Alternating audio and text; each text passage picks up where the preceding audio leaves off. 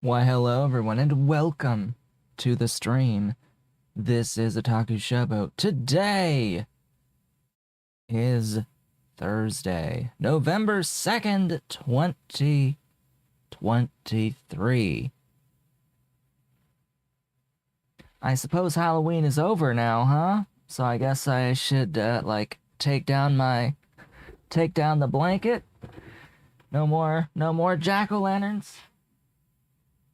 No more jack-o'-lantern stuff behind me. At this point, just gotta get this blanket out of here at some point. It can stay behind my back for now, down in the arch of my back. Okay, so yes, we had Halloween in the evening last time we met. As I had said, it was rainy. It was rainy, but that it wasn't pouring rain. It was mostly showers, so that didn't really stop people as I was expecting. We ended up getting about 30 folks come around during the trick-or-treating hours, so that was a little bit lower than usual. Usually it is between 30 and 40, about 35, but it was about 29 by my count this time around of kids who took candy. So, yeah, a little bit lower than the normal amount, but not by too much, honestly. And it was fine. I wore the red panda costume for the trick-or-treating time. I put it back on after the last stream. So that was a thing. It was also really weird because one person who came, rather than take candy, gave me candy.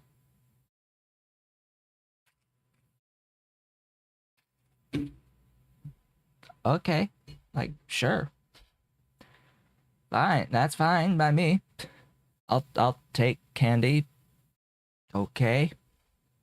Like, wait, like, I'm going to be getting what's remains of what's left at the end anyway, so I mean, I didn't really need any. We didn't have Twizzlers though, so I guess got something that we didn't have. All right. Sure, fine. We had a lot of chocolate candies that we gave out. We had a mix of M&Ms, peanut M&Ms, standard Hershey's, Reese's peanut butter cups, Kit Kats, Twix, and Snickers. I don't think I'm forgetting anything in that list. I think that was all of them. Of the bags that we got, two, I think, bags. One or two. Oh, Almond Joy. Yes, that's the other one. Almond Joys were in the mixes as well. So, yeah, just chocolate-based candies. And of all those, I will never touch the Twix and the Snickers. Because I don't like chewy caramels. I don't like the taste of caramel in general. But specifically, I don't like chewies, the chewy kind that gets stuck in your teeth. I just don't know. Just no. So I don't care for Snickers, and I don't care for Twix or any of the others that have that as part of their ingredient mix. If it's a hard candy, if it's a hard caramel, fine, something that will melt over time. Especially if it's more like creamy caramel, hard chocolate, hard candy, that's fine for me. I just don't like the chewy kind. I don't like the viscous chewy kind. And I've been joined by a Mr. Cat. Hey, Mr. Cat. How is Mr. Cat doing? How is he doing on this day? Am I even hooked up? Yes, I should be hooked up on the other camera. So, outside of that, what's gone on? Well, yesterday I was on my 3D printer doing a few things. Namely, while I haven't gotten sales recently this week, I did want to try to fix a few little issues that have been going on with the printer. I've been very much struggling on this printer the entire time that I've had it with first line bed adhesion specifically. But I was also having, and that's just the ability of the plastic as soon as it starts to try to print the outline of the item, it will sometimes just not stick to the build plate. Not immediately, and it will drag it down a little bit further before it really starts the extrusion. But it's been extruding the entire time. It just wouldn't stick to the platform, the build plate. It's like, well, then just lower the Z height of the thing, and eventually it will stick. But that's presented its own separate issue. Solving the one problem causes another in that there's real issues with the flatness of the build surface, as in it's not flat at all. And it should be completely perfectly flat. It's nowhere even remotely close. I can do as best I can to get it as close as possible, but there is a cave-in on one side between two corners. On the left side, there's a divot there, most definitely. Even if I get all the corners evenly aligned, it's still not close to being flat. And I need to replace the surface anyway, and that's going to come today because of my early learnings of how to use the machine. During that process, I did cause some damage to that surface through having the nozzle scrape the surface. It was so close, it was scraping it. And there's like marks on it because there's been some scraping from the nozzle. It doesn't cause too, that's not really the cause of the problems. The cause of the problems is just the flatness of the surface just not work so well. Just doesn't work so well. I've done the best I can to adjust it, but now I need to solve another problem, which is the fact that the there's a little probe, and it's supposed to do adjustments. It's supposed to like make a mesh of the build plate surface. This is how I know that it's not flat completely. It's supposed to make a mesh of the surface, like actually take measurements along the surface of the build plate and dynamically adjust to like dynamically raise or lower the print head so that it is evenly flat when it's actually printing. It's supposed to adjust to the topography of the build plate.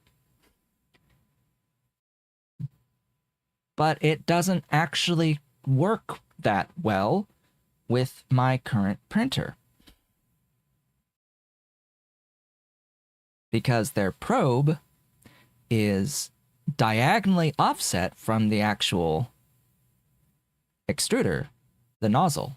It's diagonally offset a good ways away, and it's not accurately adjusting for the exact distance position, as far as I can tell.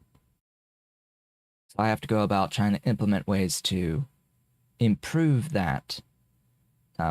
There's someone that, like, I can find online some models to 3D print that can allow me to change the position of the probe to be, rather than being diagonally offset from the nozzle, to be only offset on one axis and overall closer to the nozzle. So that should give more accurate results, better results with the actual printing in the end, but that's still something I've yet to do. Yes, I am on Twitch, not Melon. I am multi-streaming to Twitch and YouTube, as I have been these past couple of streams, because Twitch has now allowed folks to stream to other platforms. That is a relatively recent thing that they announced. So I am streaming on both platforms now, and things seem to be going pretty well when even YouTube is working as well. Our first stream, we had some issues on the YouTube side, but that was more YouTube being YouTube and not being very good at broadcasting on that particular day at that particular time. Changing gears to the actual point of the day today, Factorio is a thing that exists in the game that we are playing. We are playing Factorio. And just to wrap up the 3D printing thing, I have mostly solved the issues, and the reason why I was addressing these issues is because I wanted to print multiple items at the same time. I wanted to take a file that I had made that has 3 copies of one of my items that I sell to print 3 at the same time. While that does not improve the time it takes to print each individual item, it does mean that I don't have to get up so often to refresh the build plate and to start the process of printing over again, which means that particularly I can set it to start printing overnight before I go to bed, and I can get up and have 3 items ready instead of 2, or 1. 3 instead of 1. Issue was that when trying to use more of the build space than I usually use, I was having a lot of issues of one part of the build plate was over extruding and the other part of the build plate was under extruding because one part was too high and one part was too low. Vice versa. Even though it's supposed to be able to compensate for these things, it wasn't compensating enough. Whoops. Foot to grab thingy. Is Kitty up here? Did I see Kitty go up here? Yes, Kitty is up top. Hi. Yes, hi. Hi, big boy. Hi, big boy. That's a kitty. That's a kitty face looking up there. Hello, big baby. That's the boy up there. He's going to be comfy. So, what did we do last time? What are we doing this time? Etc, etc. Last time we met, I set up something. We were working on optical fiber. That was the main goal of last time, and to that end, I set up many factories to get into the optical fibers.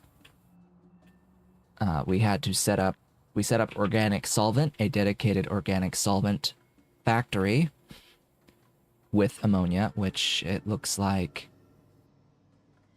that is supposed to be moving, so it's only limited by the input of syngas. Looks like I may need to add a train or two to the syngas, because I'm pretty sure I'm making enough.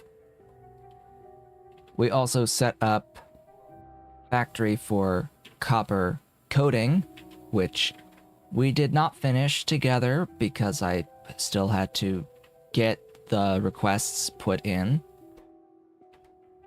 for most of the factories. We got the infrastructure in place, but I had to finish running the logistics. That was where we had ended things last time, was I had to just finish running logistics on all these things. We got Kevlar. We did a nylon factory actually as well to have a factory for nylon. We set up nitrobenzene, 100 per second of nitrobenzene. So, and I've been thinking about this. I believe that I will attempt to scale this sooner than later. I will need to actually get more of this than what I'm making here with this 100. Ideally, another 100 would be great. Probably take the whole thing and flip it and place it like here. Like so. Or down here, maybe lower. Something along these lines. Just so I have more available to me. Over here, I've got the cladded cores.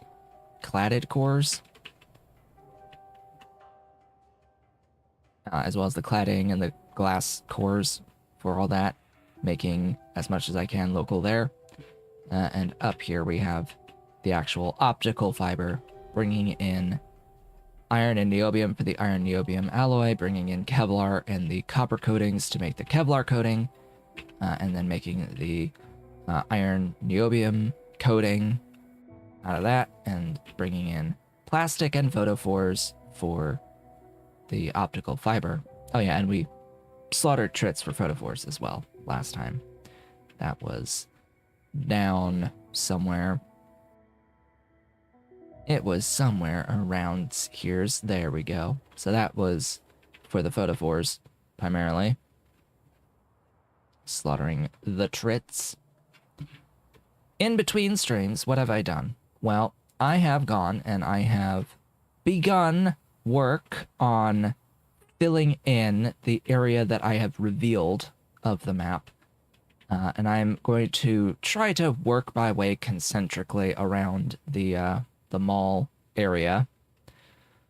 Starting up, I've got now 4 tiles right of the mall.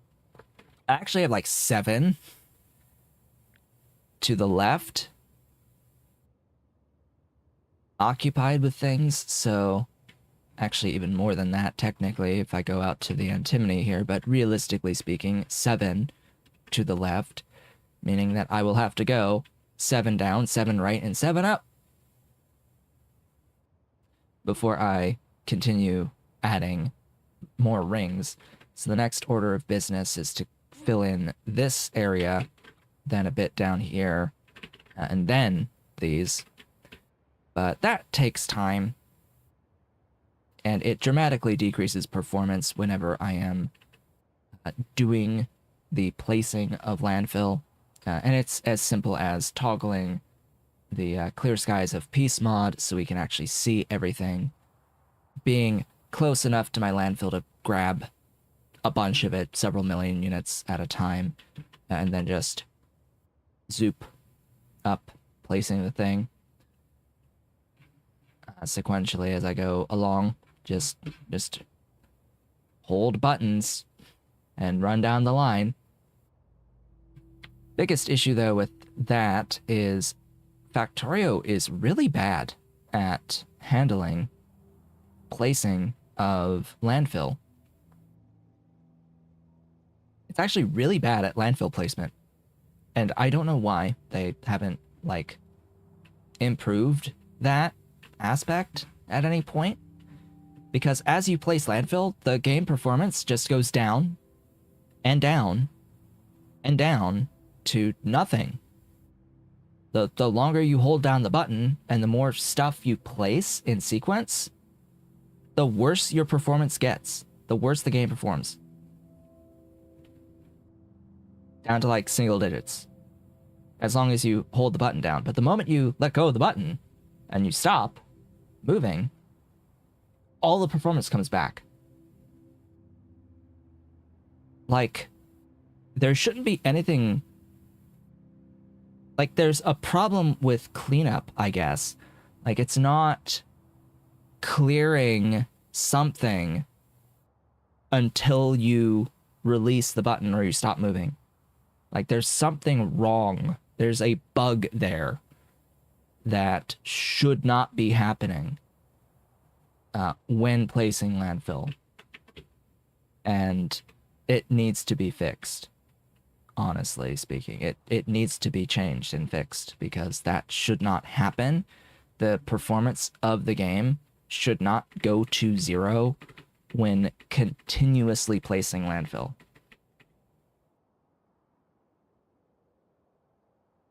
At all. It shouldn't do that. Now, I don't know the exact cause. I don't know if that's actually an issue with the vanilla game or not. But what I do know is as I place landfill, performance goes to zero.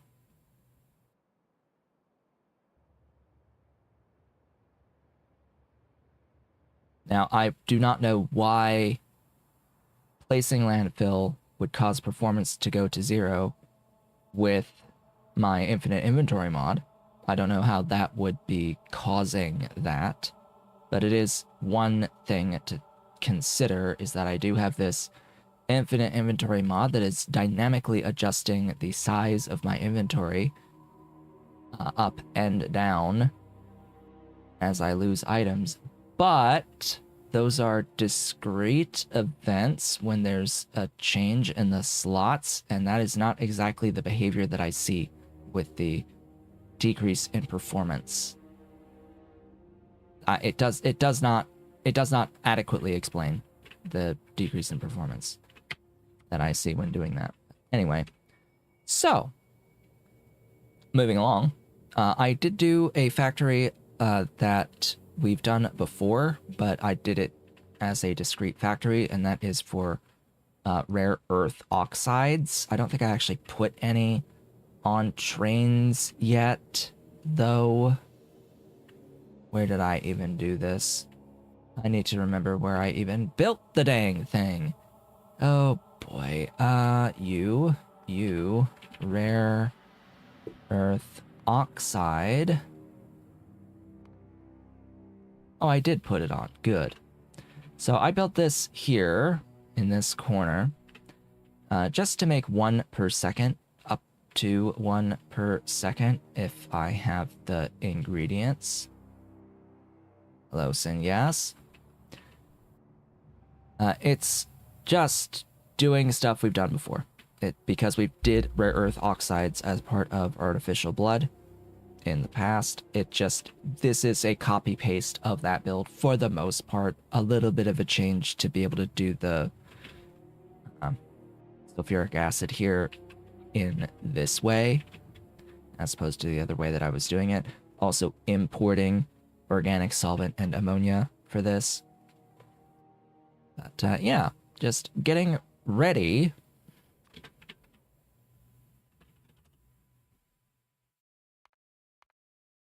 Oh, come on, I didn't push that button, game!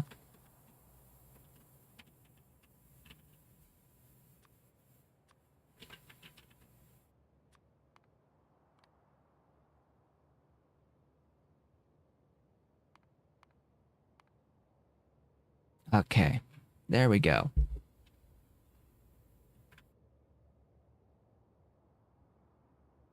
So I did that, and I'm trying to think, did I do anything else? I did do one other thing, and that is we have gotten the technology for the Fawagi upgrades, and I took that upgrade for the Fawagi. I took the option 2 because frankly there's no other good option here besides option 2. Option 2 is simply the best option. I do get tempted by option 3. I think option 3 is valid, but this has more utility than the other one. Getting acid gas in this way is going to help us immensely if I get desulfurizators at some point. Unfortunately, this particular upgrade option for option 2 on Fawagi, oh yeah, it gives you a recipe that you can't use at the tech level that you unlock this option.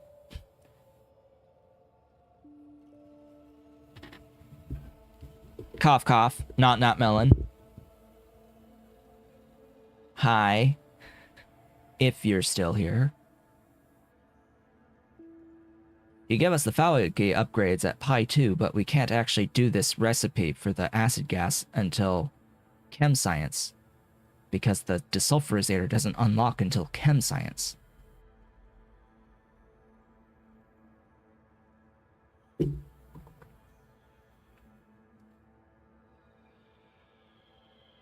Yeah, desulfurizator units are Chem Science.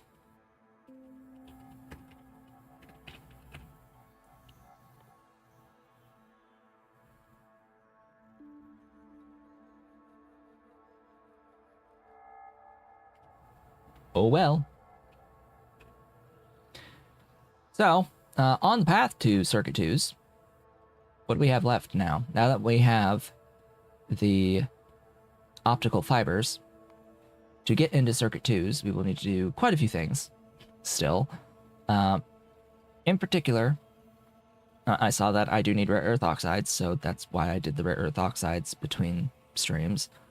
But what's in here that's like particularly annoying?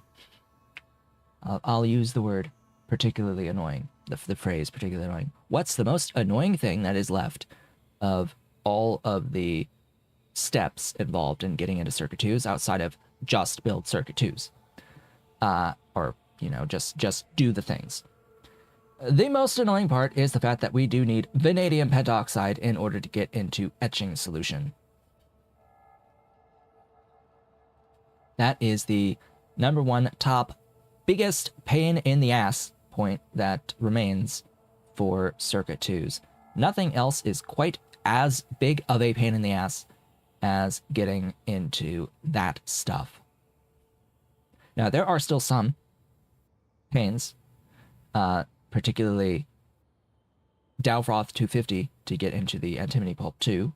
That is a particular pain point because of the silver plates that are required here and the complete inability of our base to be able to actually produce silver in anything over a very trace amount until Chem Science.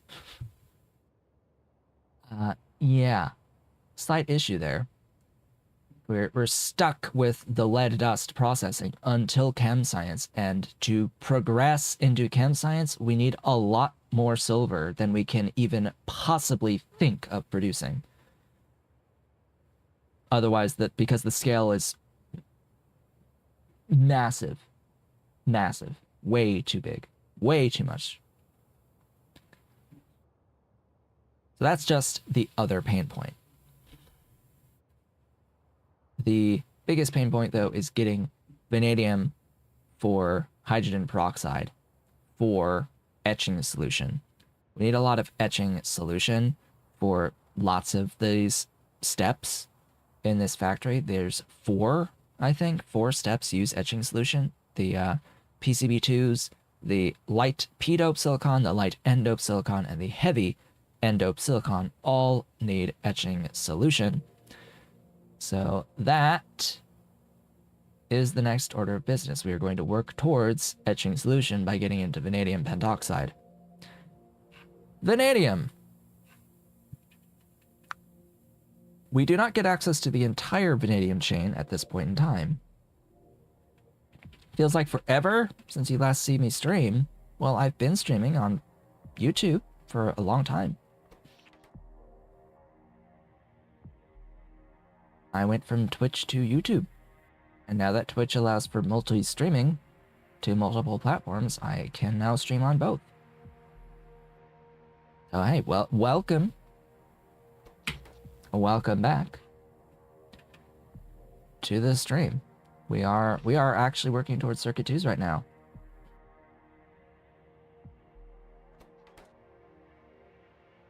All right, vanadium. In order to get the vanadium pentoxide, and you know, there's nothing we can do with this pulp 3, unfortunately, unless we just want to make purple concrete. We're gonna need to have some arthropod blood. We need at least 45 units per second of arthropod blood for the vanadium pentoxide.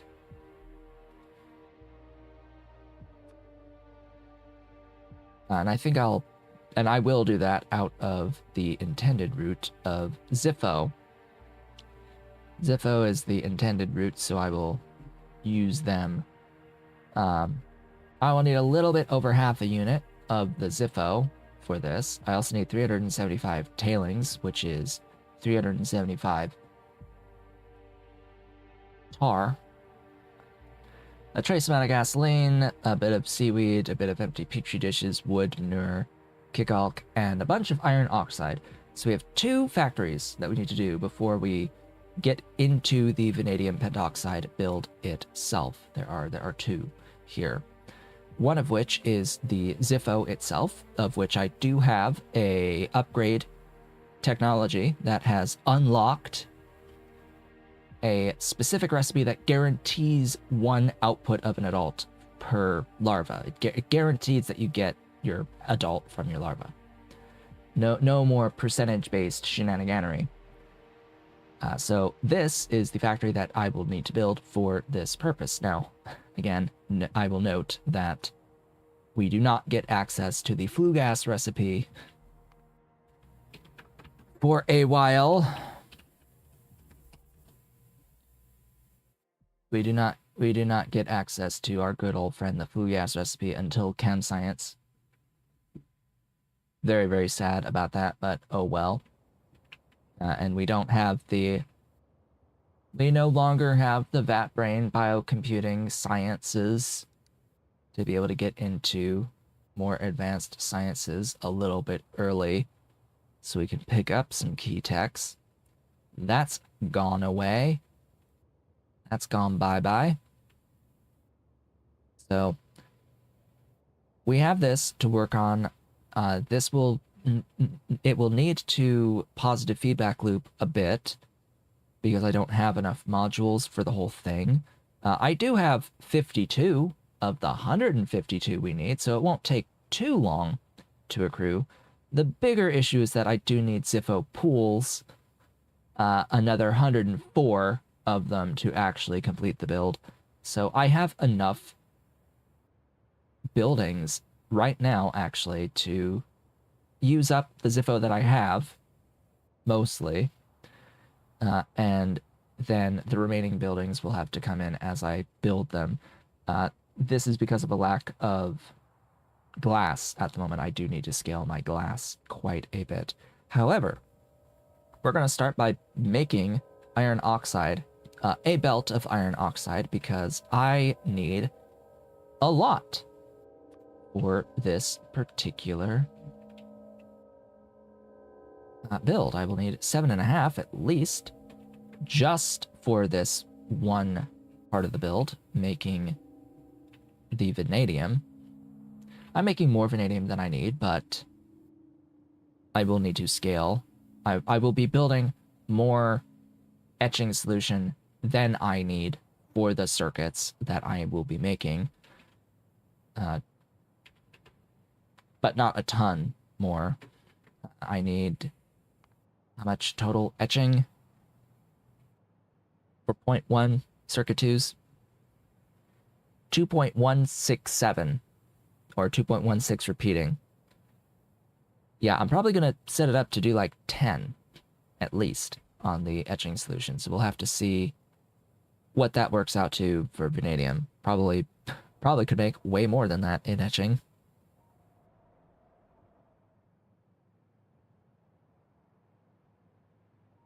Yeah, I probably could set this to like 25, 50 even.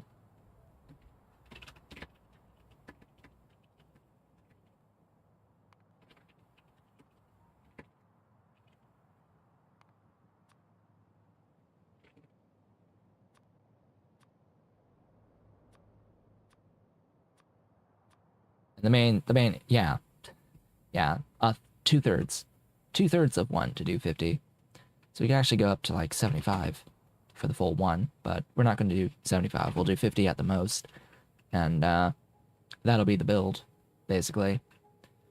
I'm assuming that I've got a spare 33 1/3 phosphoric.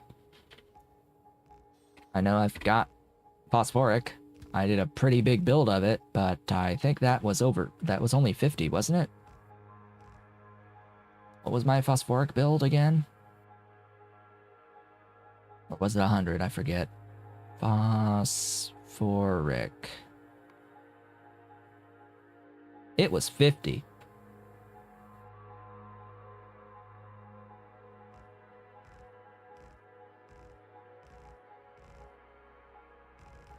Did I get... No. I don't have that yet. Wow. I was like, did I get the build that uses saline and makes hydrogen chloride to convert phosphine into phosphoric at a 1:3? No, I did not. I do not have that yet. It's a much better recipe, and I will absolutely use it to increase my phosphoric acid production from the existing build. But yeah, I have 50 total in this square.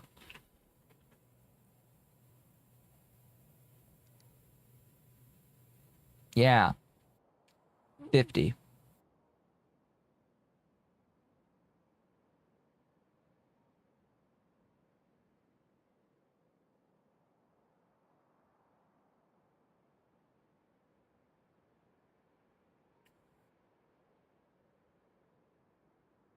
All because of the phosphate rocks from tree seeds.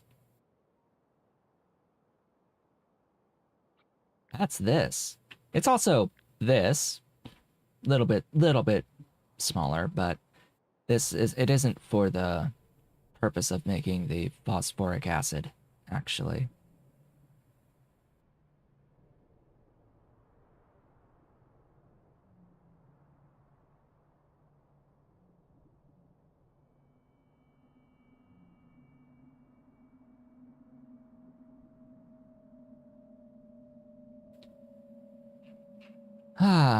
That also means that my phosphine gas build is making 17.86 total for that whole infrastructure. Yeah, that's fantastic. That's so nice. Anyway, we're making iron oxide. This is very, very simple.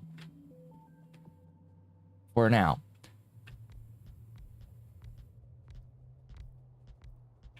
The moment I get modules, the precise moment that I get access to modules,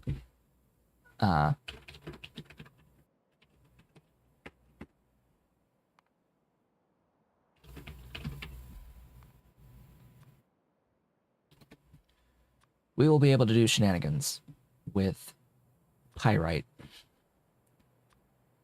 We shall shenanigan.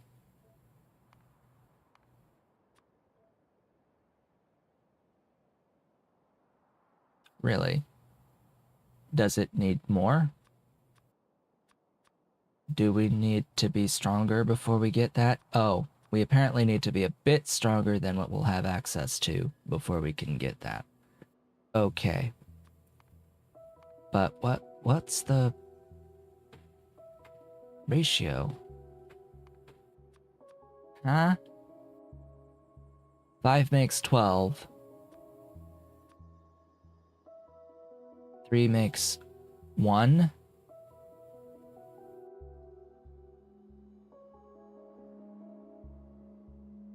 So that's a 12 versus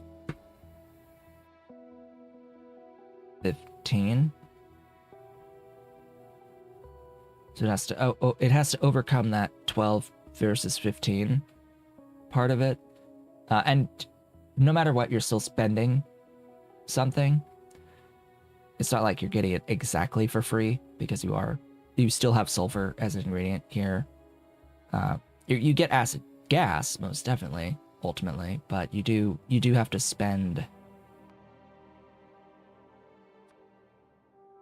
something. I just wish it didn't completely delete the ingredients and byproducts from this list. Like, why are those just gone? Why is it just gone? I want to see this info. I want to see. That's the whole point of adding these, is to see the ingredients and products. Why are they gone? Why has it disappeared? There's no reason to do this. Why are you doing this? You shouldn't do this at all. It shouldn't delete stuff. Why is it deleting stuff? Like, I don't care your reasoning. It should not be completely removing it from the interface. Like, I get it. It doesn't work. It still should not delete things from the interface. Like, that is bad design. Really bad design.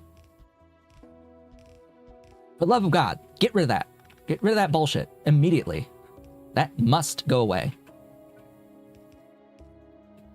/ it must bring the information back. It must not delete information. Like, excuse me, but no, that is wrong. Bad. Bad, bad, bad, bad, bad. Do not delete information from the player.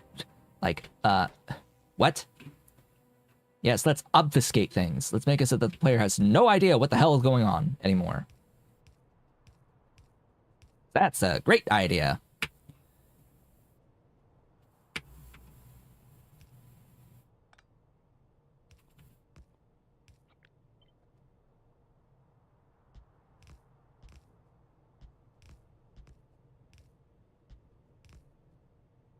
Still, though, at least the mod functions, which is more than I can say about Hell mod,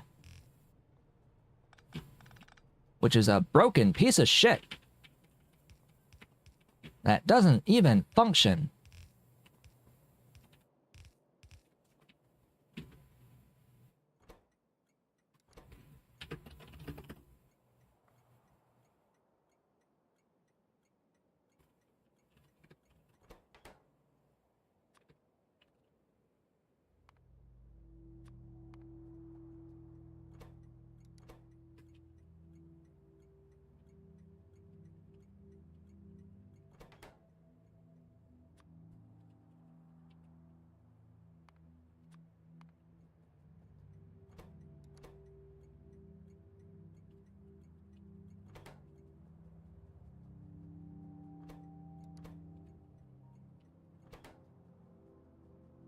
All right, let's get this going. Let's get this going.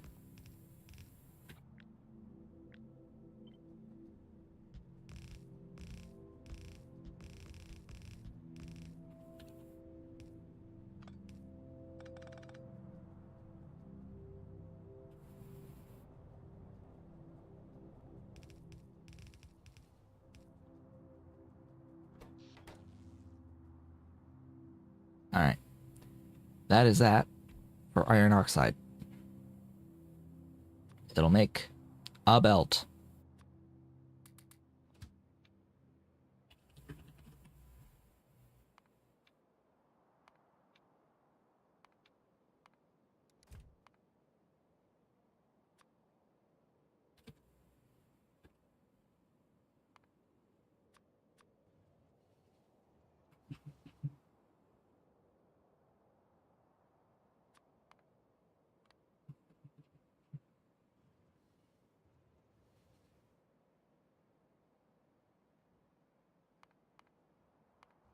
Alright, moving on. I should note that there's been some updates to... There's been 2 updates to Pycol processing since we last met. They are completely inconsequential updates as far as I can tell.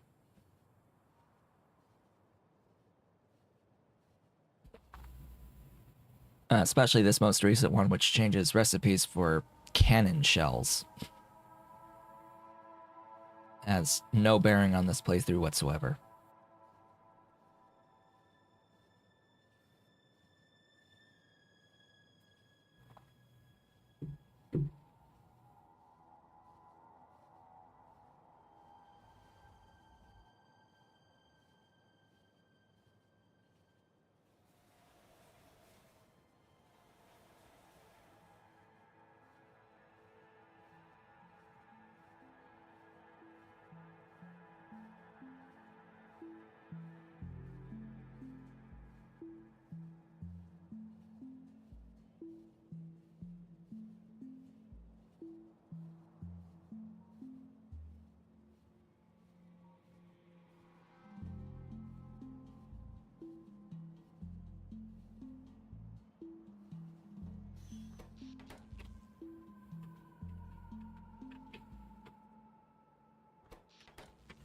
Alright, we're back here just to get a little bit of top up on my resources, as well as to see if we've picked up any more of these along the way. Looks like they gave me 7.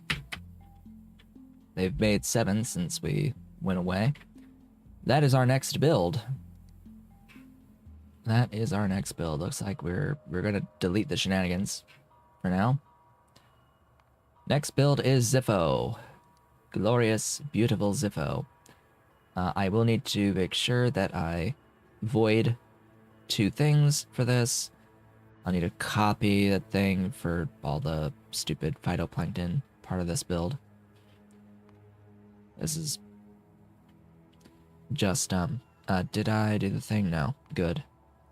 So let's see. I actually have all of the infrastructure that I need, which is odd.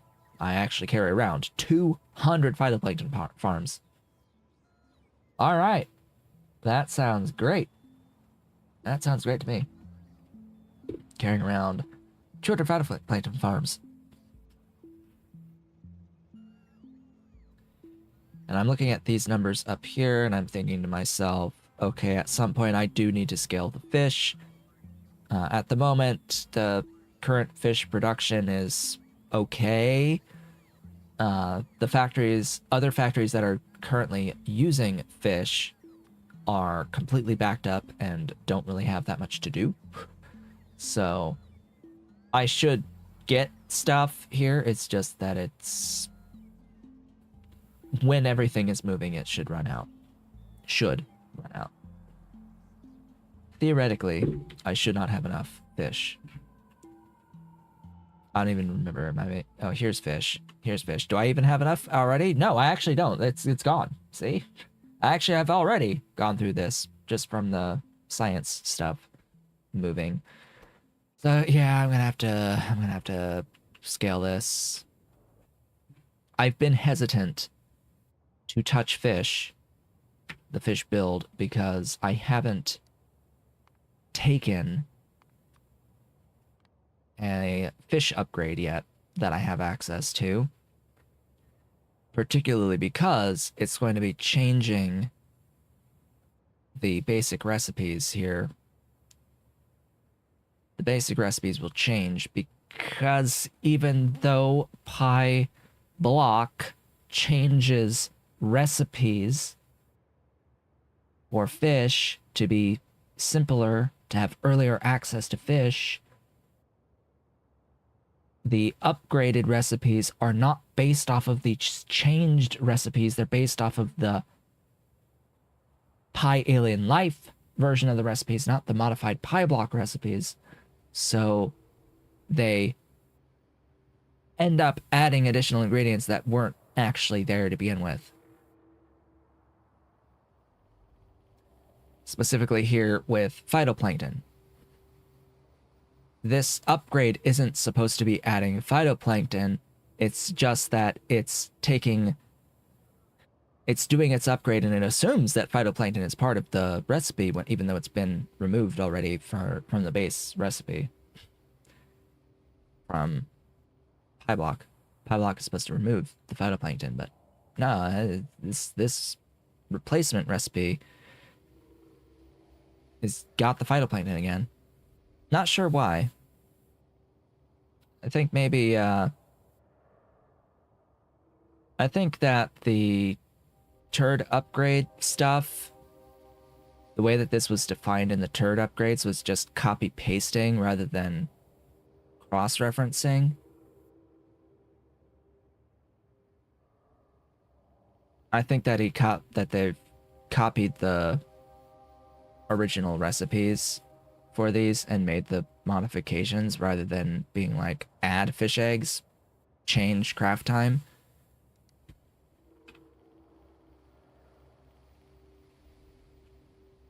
Not sure. I'd have to check that.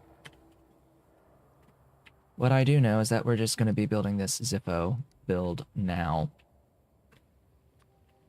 Alright, where shall I build? There shall I build my Zippo. I think we'll build this here.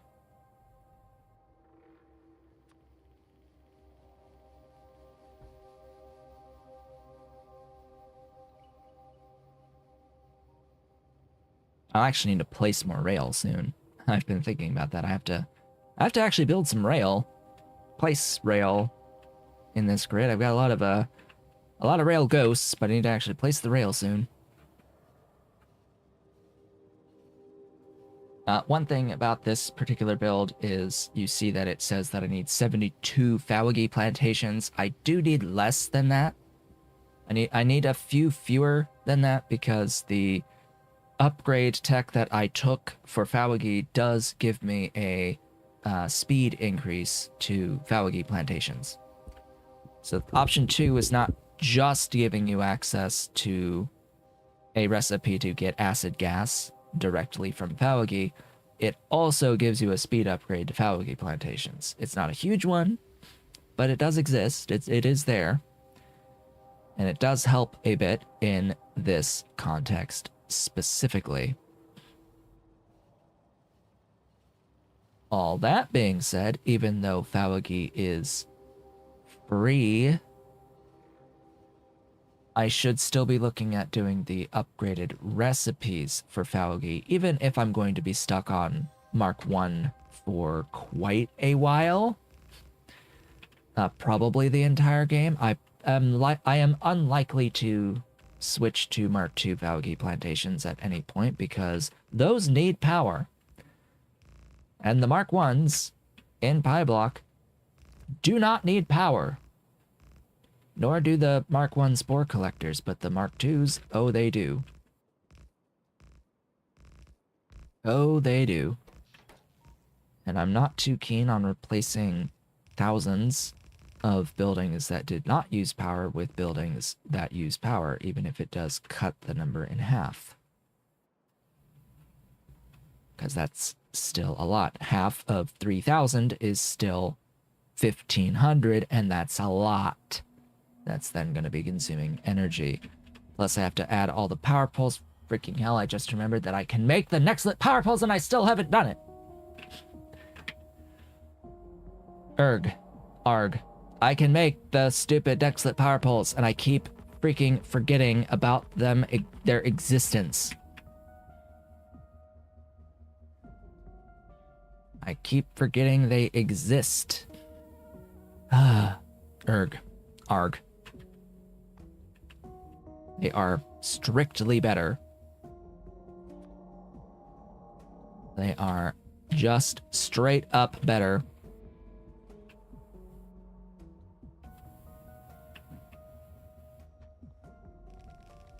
Why do I still use this as like a unit?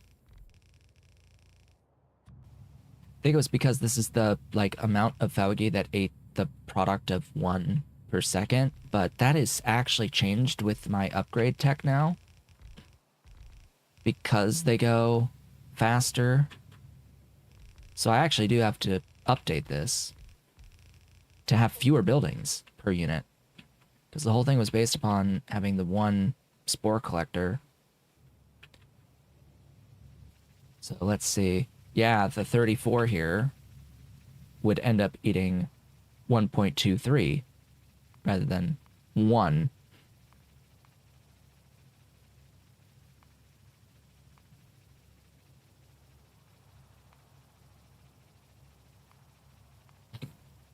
I want to over or under produce.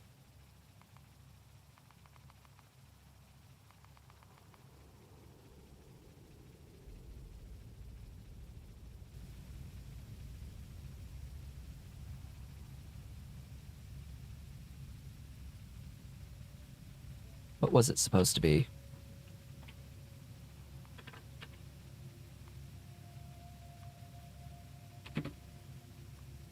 What were you supposed to be?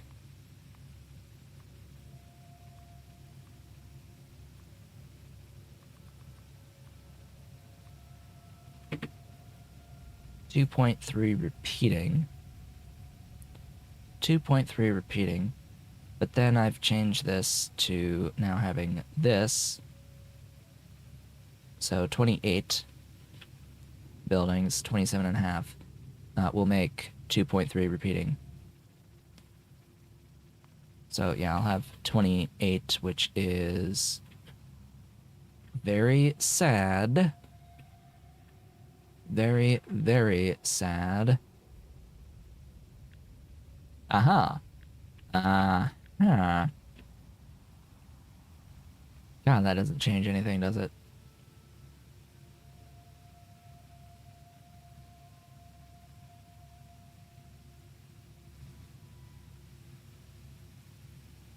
I'll really have to redesign this. Unfortunately, that's 27 and not 28. I really wanted it to be this. But no, we don't get this. We're not allowed. Alright then. Redesign it from scratch. We shall, from scratch,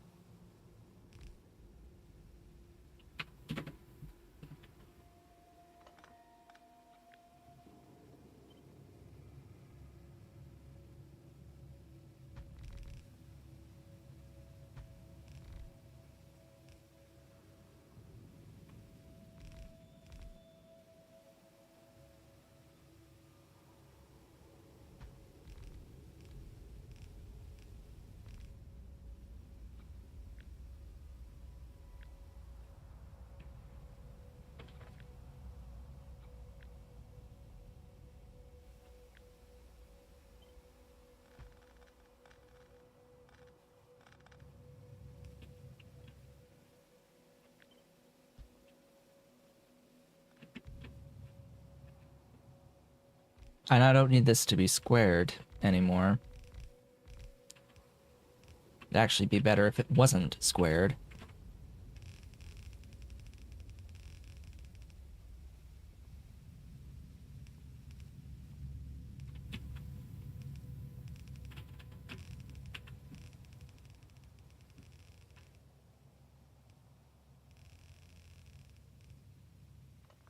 Oopsies.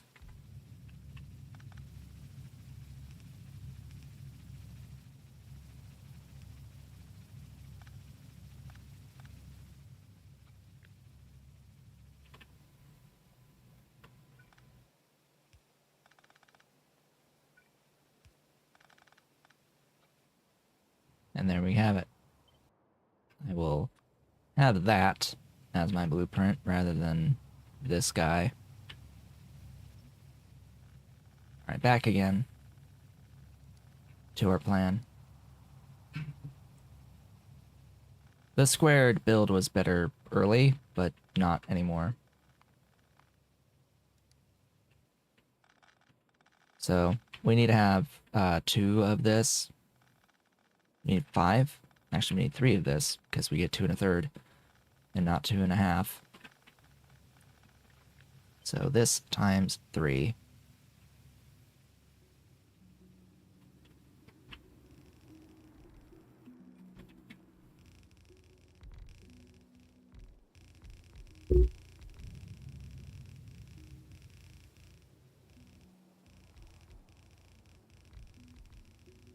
Now 5 exactly. 5 exactly is actually 59 and not 72.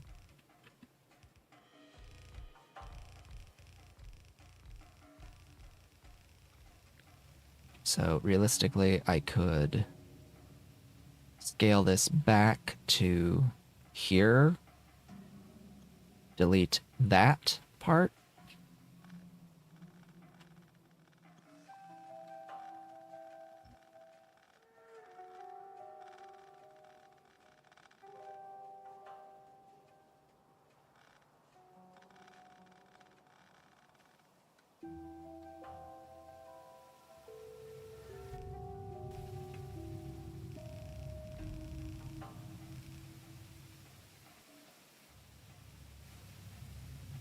All right. Can we...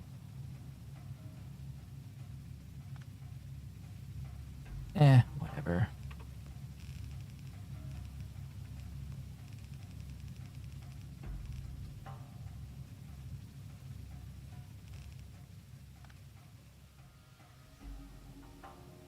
So that's exactly what I need. That amount.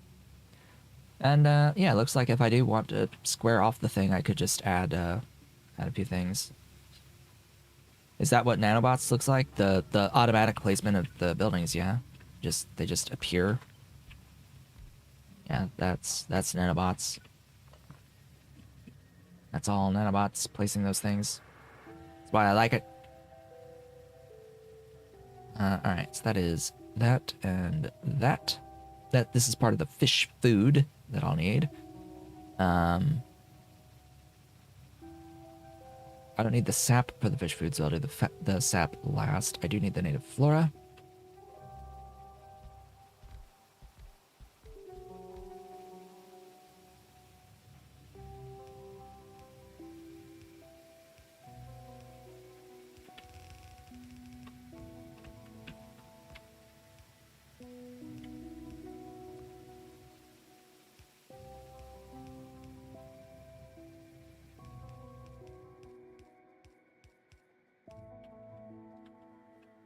Alright, come on down. 5 and 5, so they'll share a belt.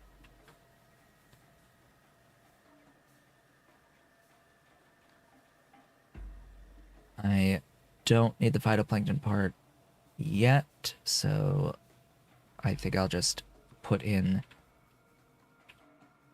the steam. I need the steam. Fortunately, I just need 50, which is 1 of my steam units. Low steam units.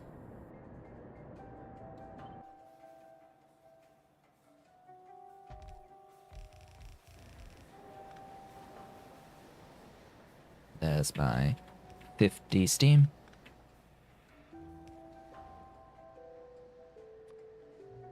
Now I can place the fish food.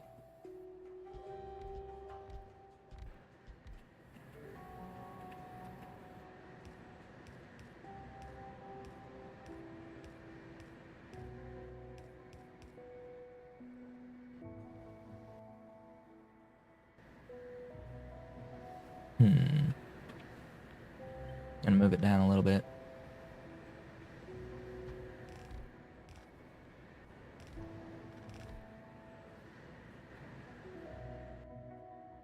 One, two, three, 4 total belts.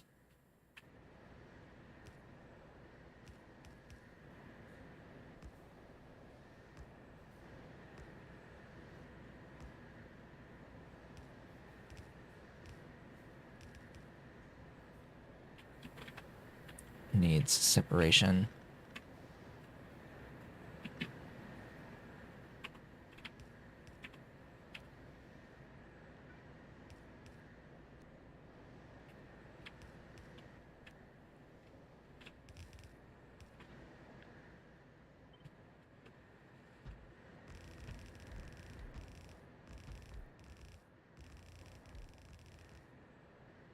Did I need to do that in that way? No. But that was just the first thing to come to mind.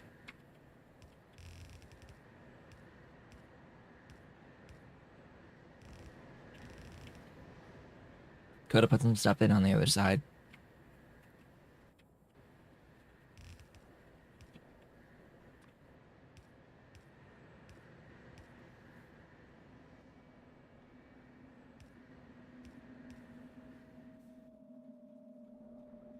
Alright. So that is that part. 1, 2, 3, 4, 5, 6.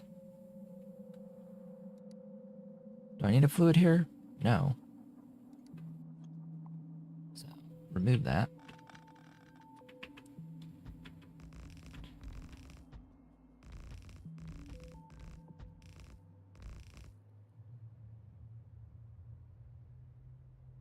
And meat. And wood. And filtration media. That should be it. We shall find out together if that's actually it.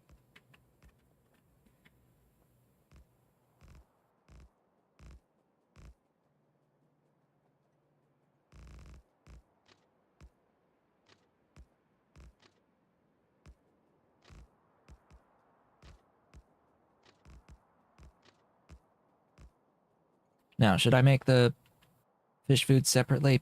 Yeah. Yeah. I likely should. Will I? No.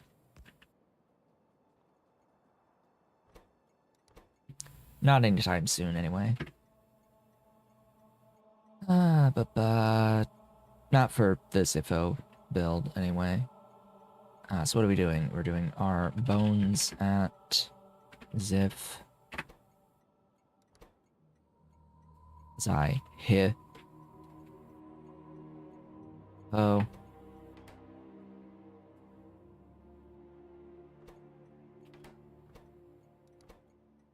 Lard at Zyfo.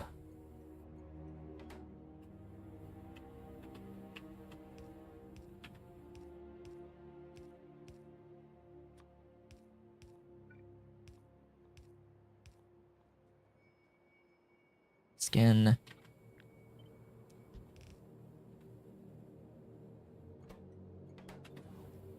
This will be the seaweed.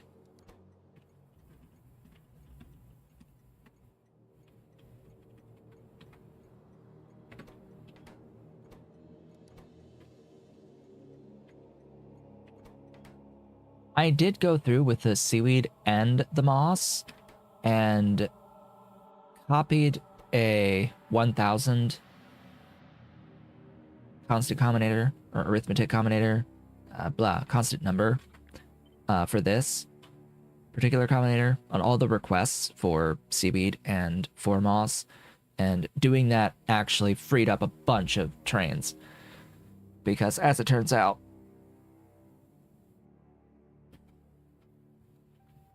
the stacked seaweed and the stacked moss fills up the entirety of the bulk rail unloaders, or the single bulk rail unloader, so I have to have it be lower, otherwise they will constantly go to every single one of those requests.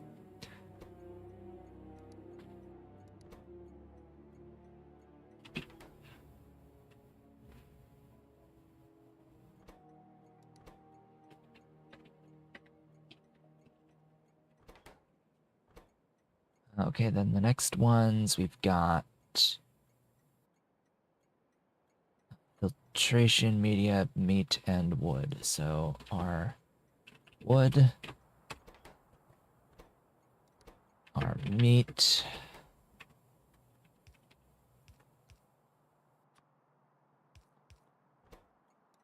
our filtration media. Yes, yes, Sir Kigma, what are we going to stream after we beat Pi? What are we going to stream after we beat Pi? You know, if I actually had the, like, Streamlabs in my chat, it probably would have seen that as spam by now. What are we going to do after we beat Pi? I wonder.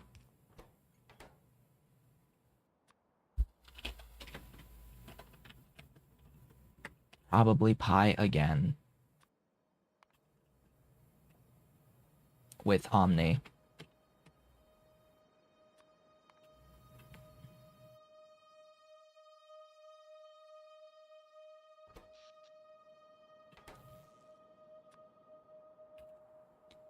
Bring on the wood stacks. Bring on the plastic.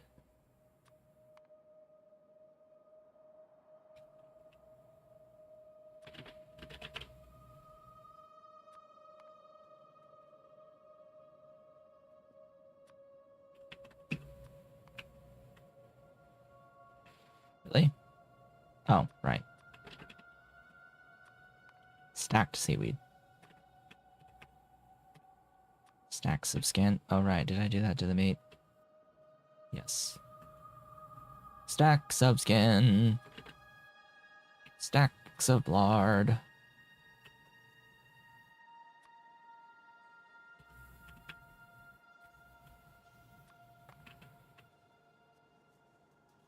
Oh yeah, someone on the previous stream suggested that I guess they were talking about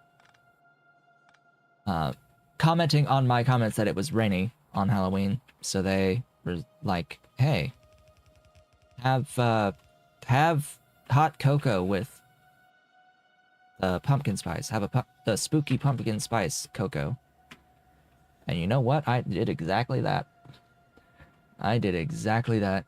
After 8 o'clock, when there were no more trick-or-treaters around, I made hot chocolate, and I grabbed some pumpkin spice, put a little pumpkin spice in it, and grabbed a what do they even call them exactly? I don't even know the exact name of the thing.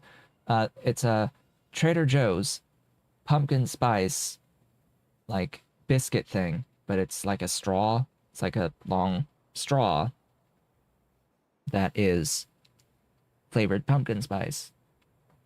We got it last year, and we didn't touch it at all last year. But and we need to eat them because they expire this month, by the middle of the month. So may as well have them before they are expired.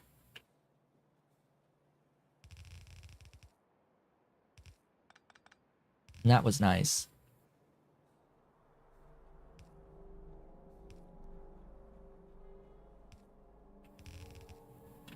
That was quite nice. Had that on Halloween and actually had it again last night. Nice and relaxing, although it was sugar past the time that I usually eat anything, so I had a bit of energy and it was a little more difficult falling asleep than usual.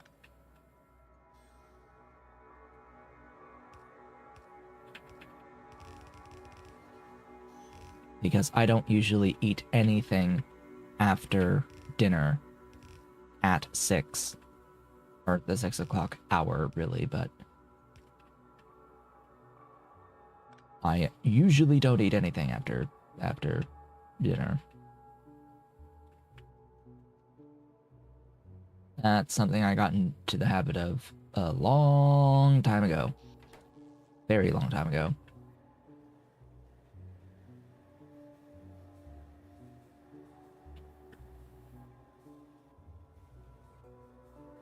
Like, there was a time during my undergraduate studies living on campus where around 3 o'clock, 2 or 3 o'clock, I would have lunch. A full-sized Subway sub. Or Quiznos sub at the time. They started with a Quiznos and then went to a Subway. But I would have that, and I wouldn't eat again the entire rest of the day until morning. And I felt fine. I didn't feel hungry the rest of the day. And I just got into that habit of not eating after my final meal at that time.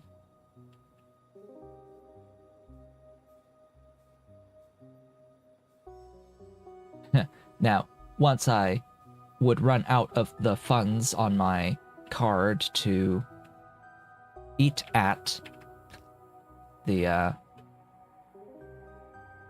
various fast food locations on the campus, then I had to go to the cafeteria, and then I would eat a little bit later in the day and have a dinner in the cafeteria. Meal plans were a little weird. You got funds to eat at the cafeteria, but you also, or you got like, how did it work exactly? I don't even really remember. It was you could eat a certain number of times in the cafeteria each day on average, and then you could get a certain amount of money to spend as like a card at the various other locations that they had, the fast food stuff on the campus, and they were separate things. You could either go to the cafeteria or you could get food from the participating places on campus. And there was like a food court area you could go to that had different options to go to, like Quiznos or Subway when they switched to Subway. There's like a Chick-fil-A around in there. There's a whole bunch of ethnic locations. I actually really liked when they added in an Indian food place. Forget the name of it though.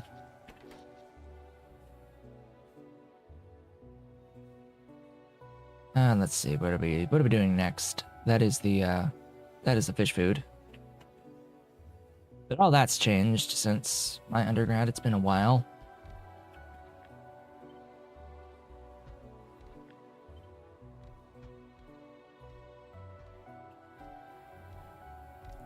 It has been a while since I've been back onto that campus.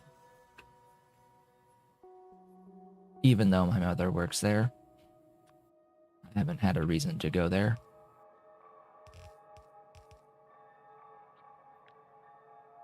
Speaking of which, I just remembered I was supposed to go there on a weekend, but we didn't do it. I was supposed to help move some stuff.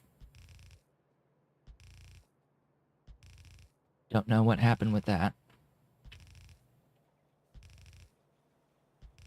My mother has to move her office. She's been in the process for a while of moving her office.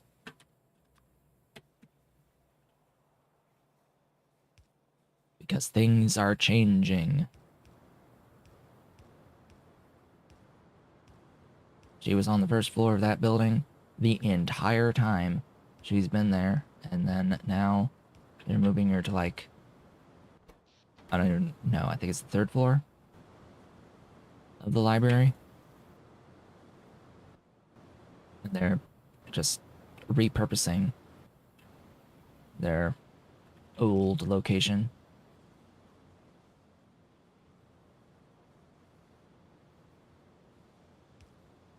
Guess this can be on its own, and this will be on its own for now, and it'll like split and join. That'll be fine. That's that. but not yet, because I still have to do the other stuff here. I still need the phytoplankton stuff, and I still need the pressured water stuff. So, this guy.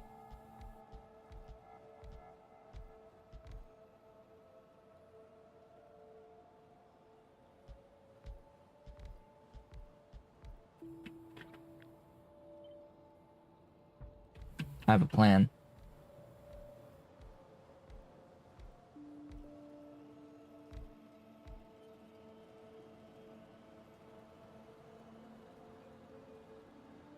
I do, in fact, have a plan here.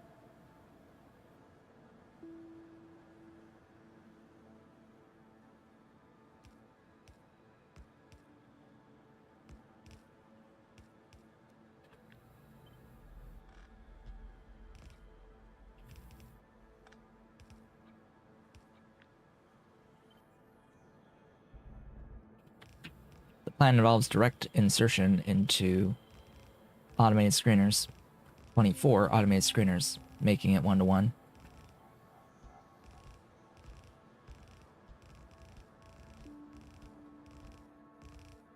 Because I don't want to have to worry about this being 35 ore that we're outputting here.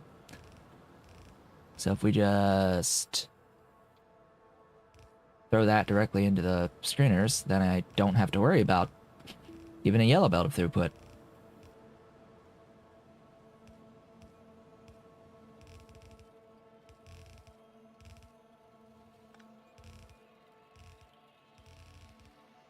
So we have meat and we have wood.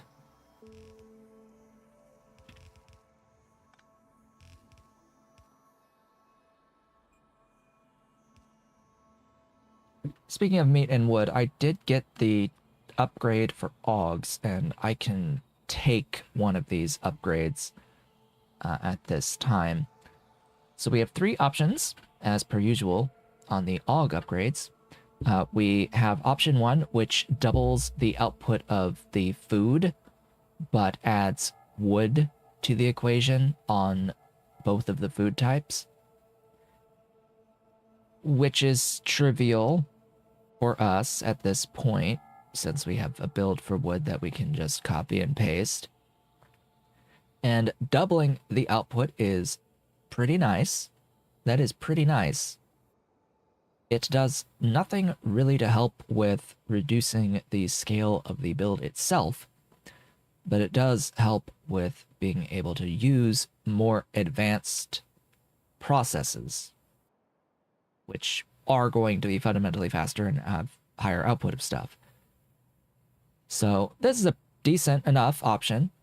Option 2 is not going to be useful whatsoever. It's only there for folks who actually use the augs as a way of making power.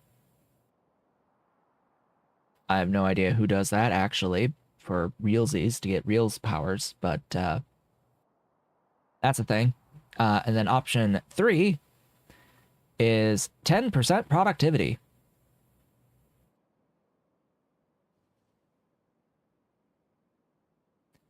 And then you get output soil and sand from the buildings and other stuff. You get random crap with the production of the buildings.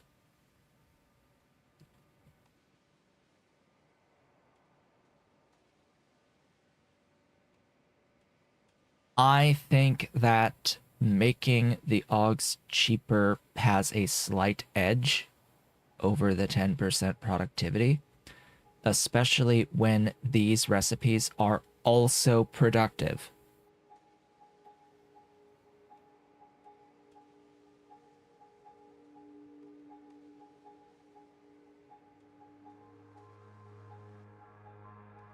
I'm going to do option 1 this time. Last time I did option 2, this time I'll do option 1 for them, for the augs specifically. I will note that I'm not currently making any aug food, so that's part of my plans, is to work on scaling augs between between streams and getting far more of them. Did I even have like a thing I was playing around with the augs? Maybe not.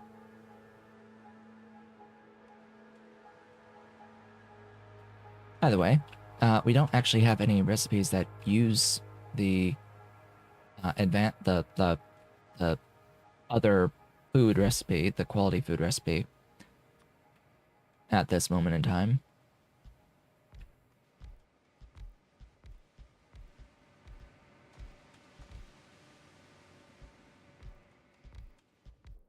How convenient that these buildings are the same size.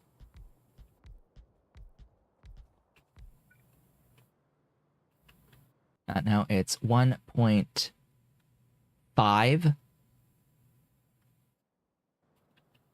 So unfortunately, we do have to use electric inserters here. I need to run power anyway, so not like it particularly matters. Realizing that this is an odd number of buildings, isn't it? No, it's even. Well, that's nice. There we go. Power to the everything. Ta-da!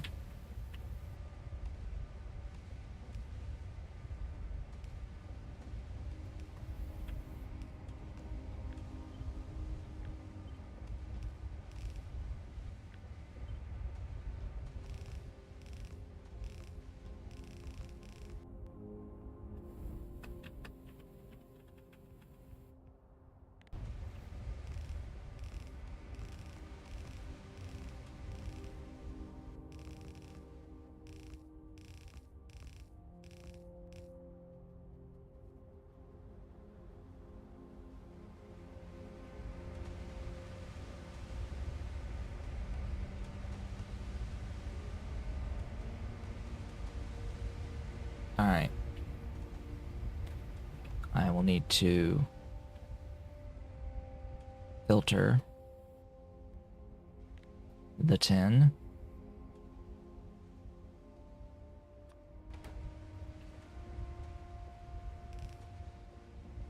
Because we need the grade 1 and not the grade 2.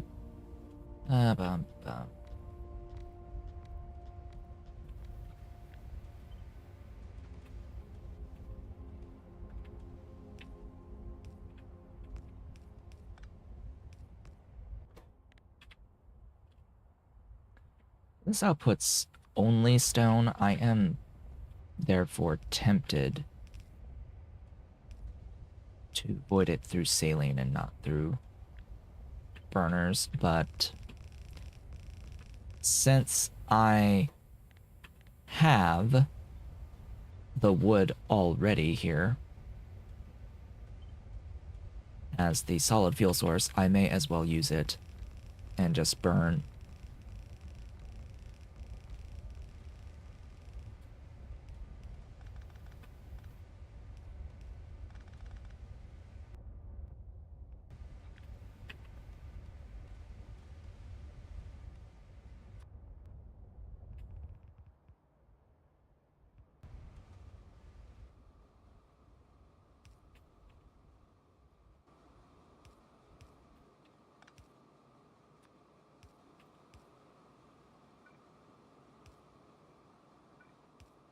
There we go. So how are things going? Hello, Nekusasu. Welcome to the stream. Things are going fine so far. Things are going all right. We're streaming on both Twitch and on YouTube. Just for reference, we've begun this now that Twitch is allowing folks to stream on multiple platforms. Figured I may as well do that thing. As ads are starting on YouTube soon, within 5 seconds.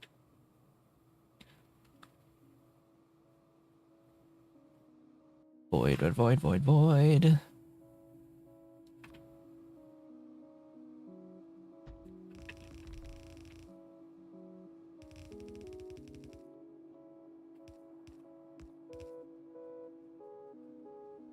We are, in fact, in the process of building Circuit 2s.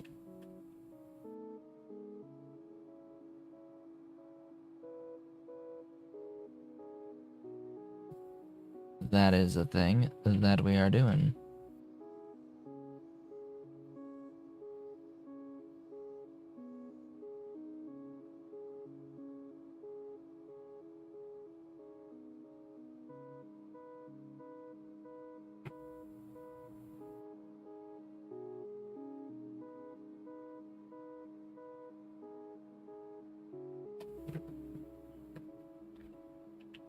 I'm not going to read an essay right now. There's someone commented on one of the previous videos, wrote a massive essay about not doing things in the correct way, the correct order of things. I was not exactly the most efficient at going through the beginning of the game, and therefore they need to write an entire essay about how wrong I was. I'm not going to read that anytime soon.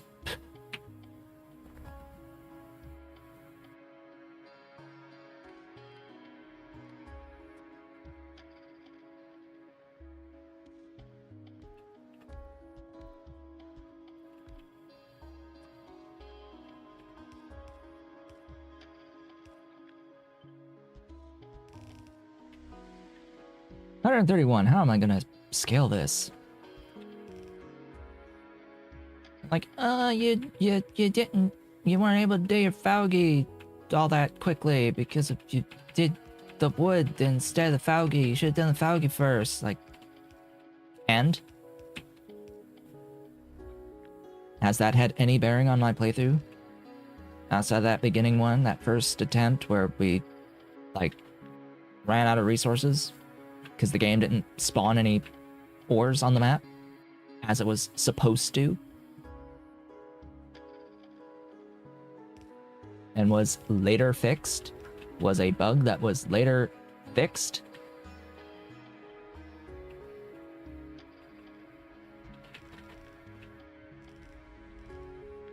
And that had there been ore, there would not have been any issues whatsoever. I would have continued through regardless.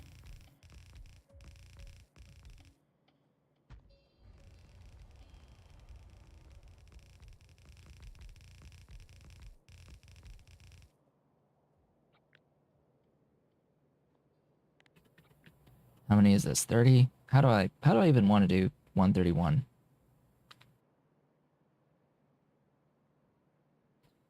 $131 is one of those numbers I'm like, is that prime?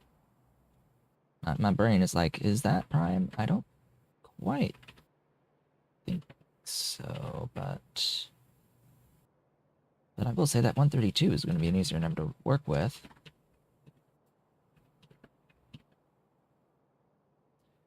That is my alarm, indicating that it is time to take a brief break. Maybe I'll read what they actually had to say.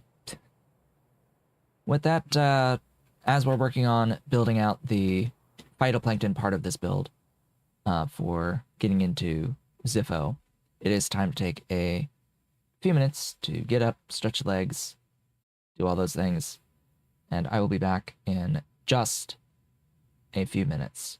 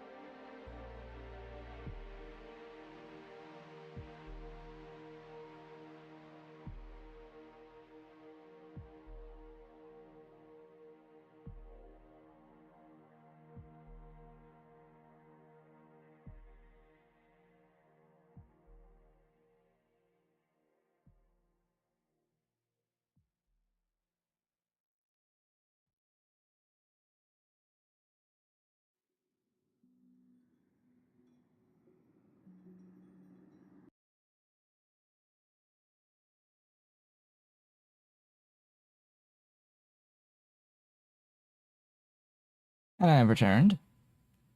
Welcome back from the break. So I'm was doing a little bit of math here, trying to figure out exactly how I wanted to do things. Looks like if we do lines of 33, we could have 4 lines of 33 to equal 132.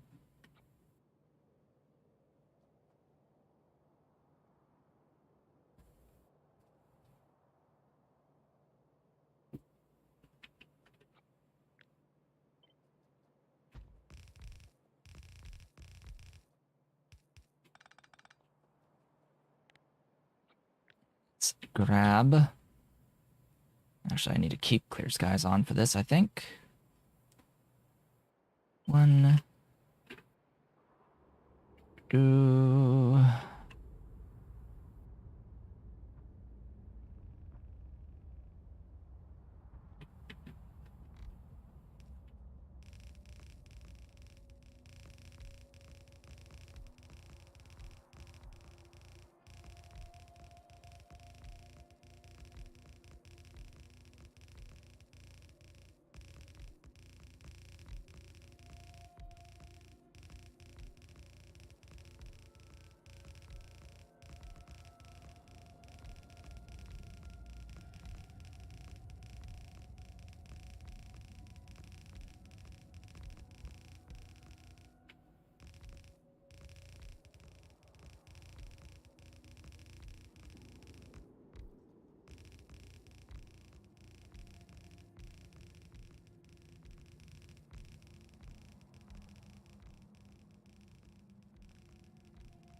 Once we're done with this, we'll be placing the pressure pumps down. I'll need a couple of the deep water wells for these. And then we're almost actually done with the Zippo build. It's really just going to come down to not having enough of the Zippo pools, ultimately. But, I mean, I have to wait for Zippo anyway to happen, to have enough modules for the whole build. So that's just going to be the thing we have to do. Lots of waiting. Waiting around for the Zippo to accrue. Bring this down.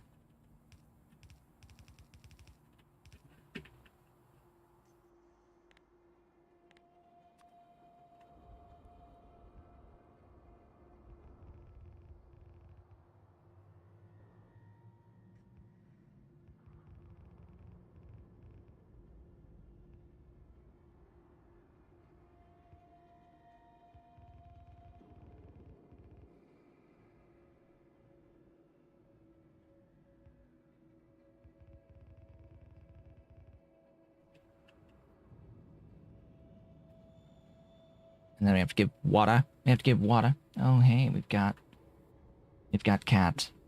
We has cat. Hi. Hi, Ollie. Mr. Cat is here. How's Ollie? How's a Mr. Cat? How's he doing? How's he doing?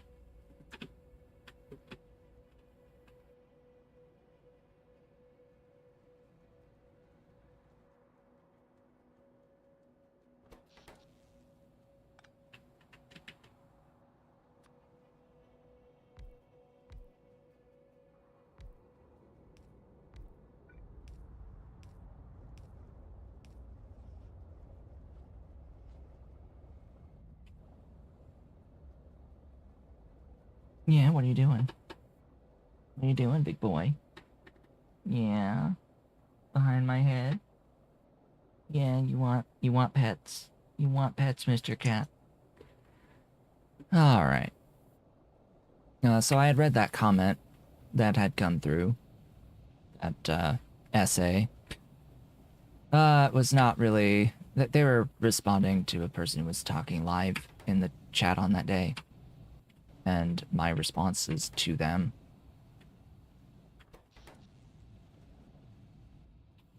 And honestly, I'm not gonna engage with it at this point.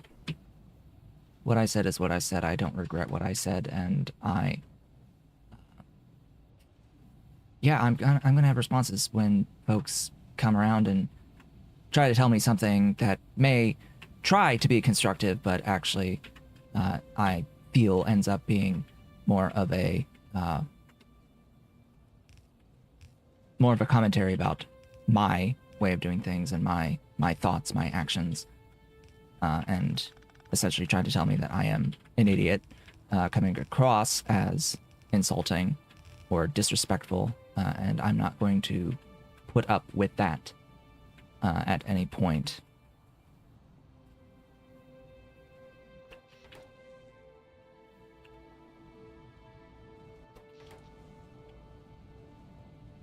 And if you don't agree with the actions that I take, moderation actions that I take, then you can also leave. You have that freedom. You also have the freedom not to say anything about it.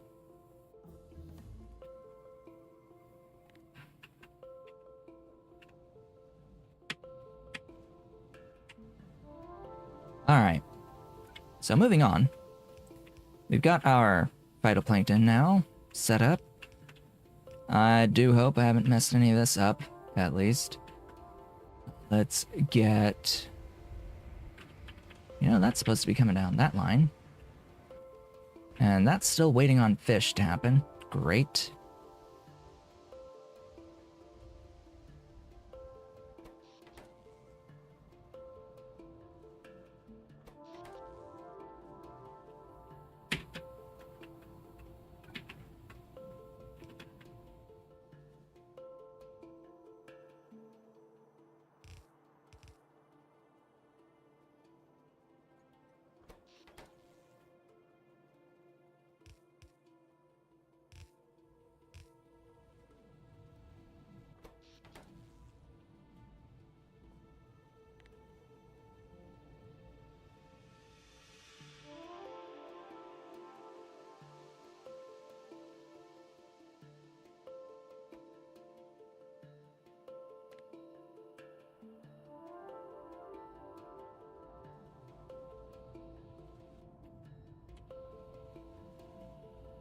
Next, this part.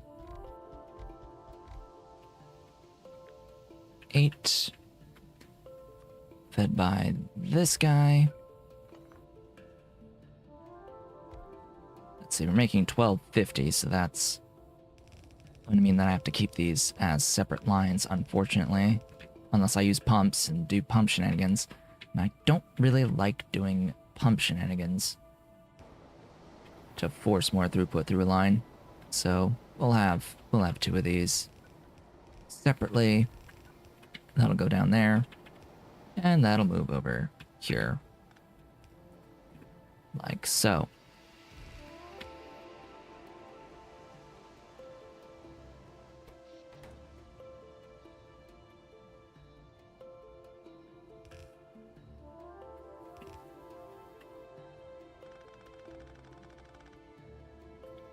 Okay, next, get the reproductive complexes in. Right, I can't rotate this building to have the fluid ports on the top, because that's illegal. We're not allowed to have fluid ports on the top at all.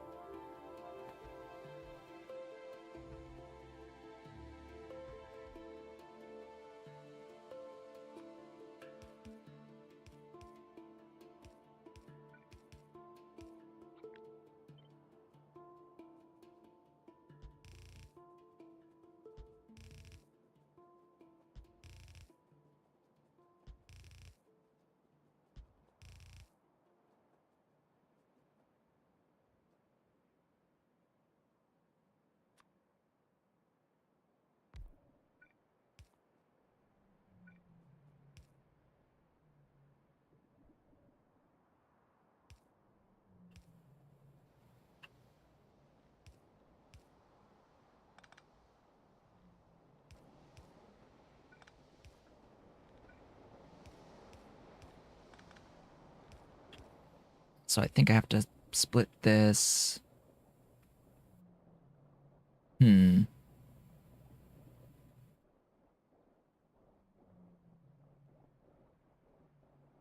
Dang. I don't think there's a good way around this. I'm gonna have to tank. I'm gonna tank. Probably a little bit further away. Oops, up. Uppies. Uppies and over.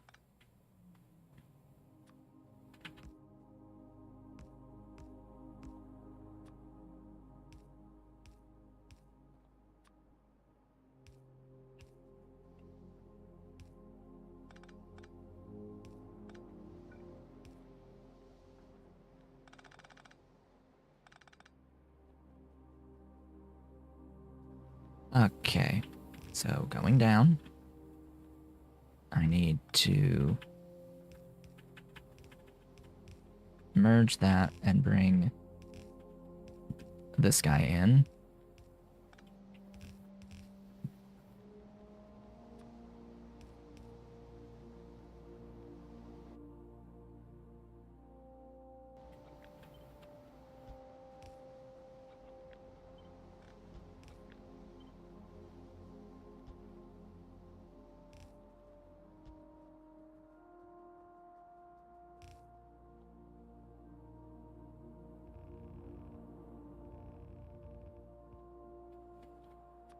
Give power.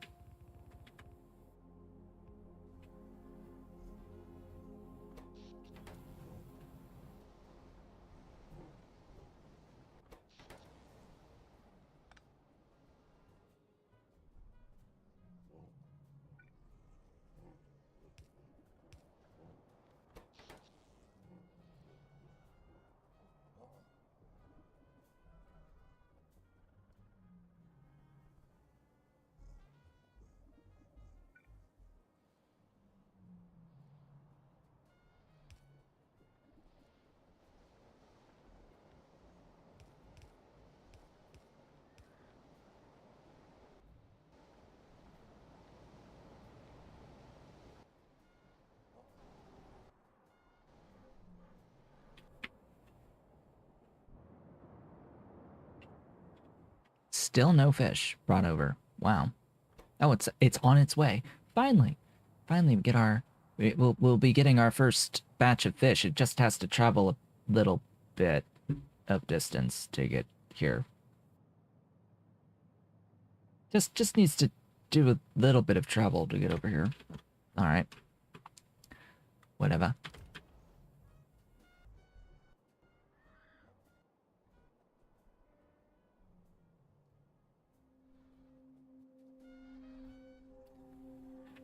All right, let's get the outputs from here.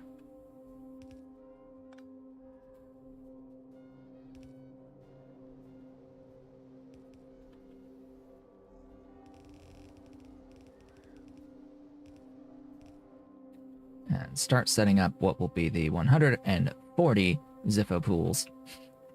Oh boy. Fortunately, with this recipe, we only need one wonderful input. Belt line.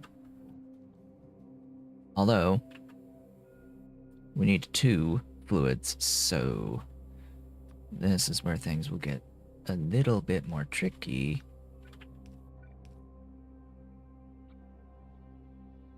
Can we handle... Yeah, we absolutely can. So all the buildings will just use a long-headed inserter, and I won't have to deal with needing to spend underground belts on this.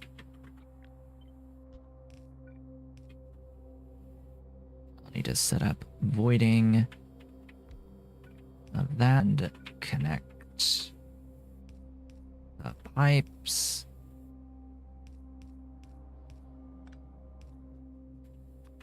Power. The everything. It only actually needs the 1. Isn't that wonderful? Only needs 1. I'm actually gonna put that here, just to save a little bit of stuffs. 5, 6, 7, 8.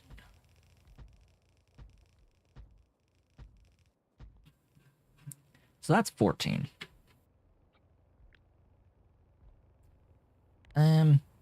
We could either do 2 lines of, or 2 lines, 10 lines of 14, or I can do 5 lines of 28.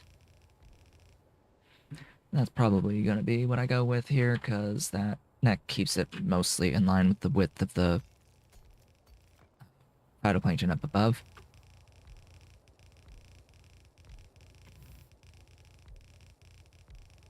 Hope everyone has a good day. Hey, thank you so much for the $10 tip, Nekusasu. Thank you so much for that. I will be streaming an extra hour because of that. All right, cool. We have plenty of time now to get through the rest of this and to get through a bunch of other stuff too. So we should at least be able to get through the vanadium. I believe also we should be able to get through the, I want to really be, whoops, that was off kilter. Oh, and that needs to not be that. That needs to be the splitter. We should be able to get into the etching solution at bare minimum. What follows after etching? That would be...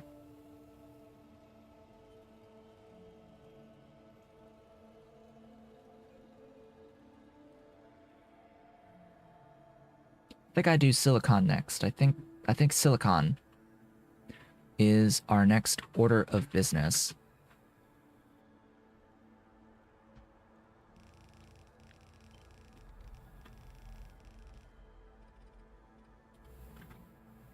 All right. So it's 5 of this.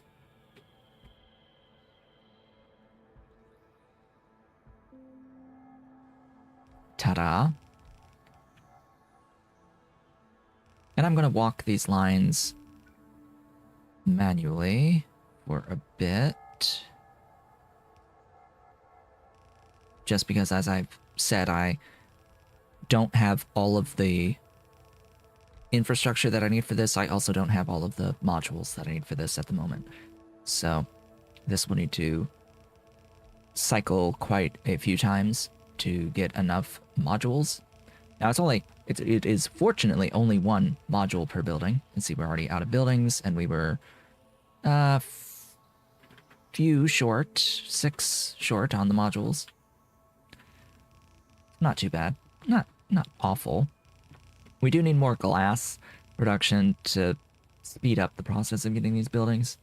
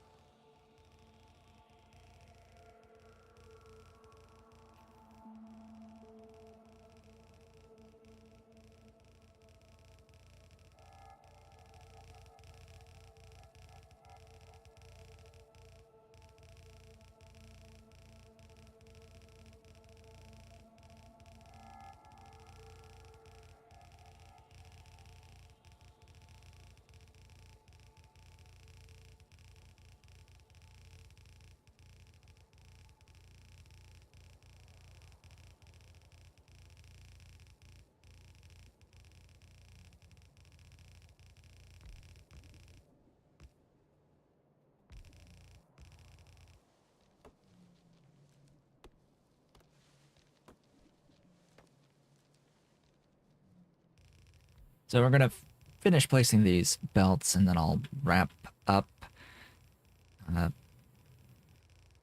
this part, get everything on... Oh, there's a single fish food. So we actually do have the fish food now. Excellent.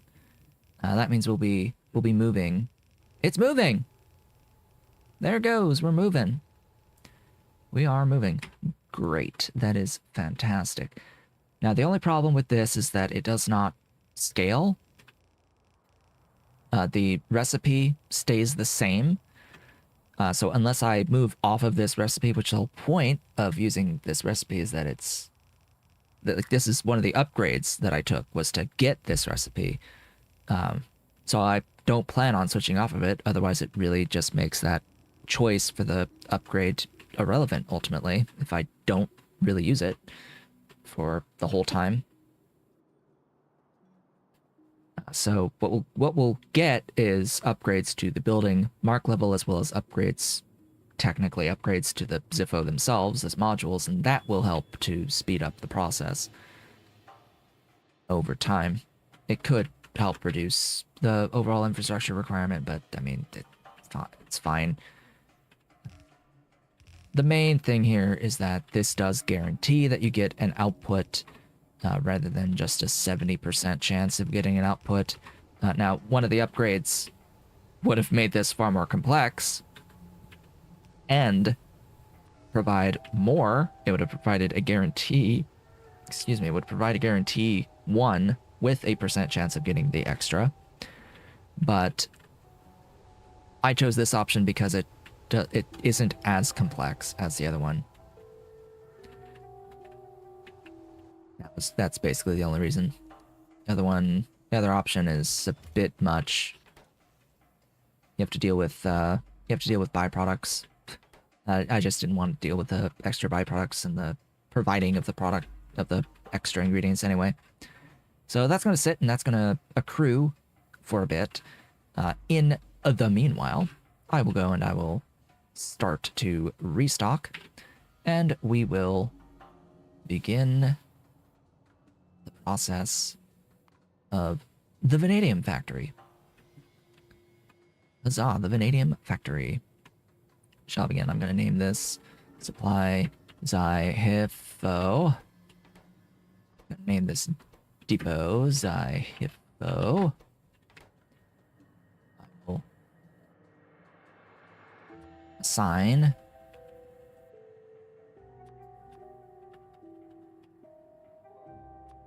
Zippo.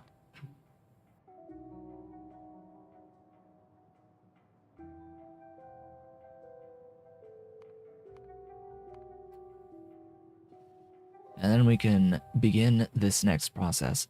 It is unfortunate that there's nothing that we can do with the shells at the moment, so like no matter what, we have to void things.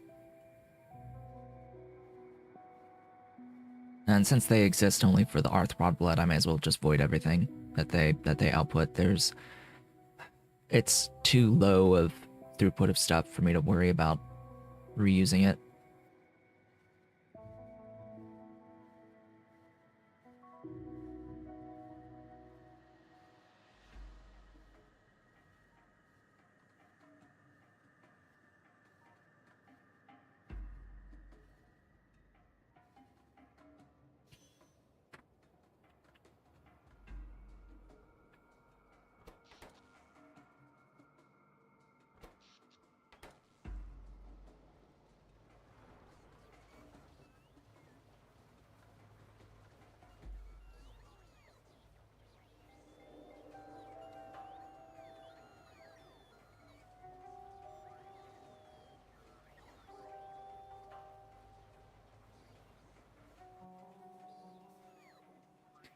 Oh yeah, there's something I need to do at some point with Twitch, and that is I can like define rules that show up if you want to like chat on Twitch. I need to like make that, set that up, make it explicitly clear that, and I'll make it explicitly clear now.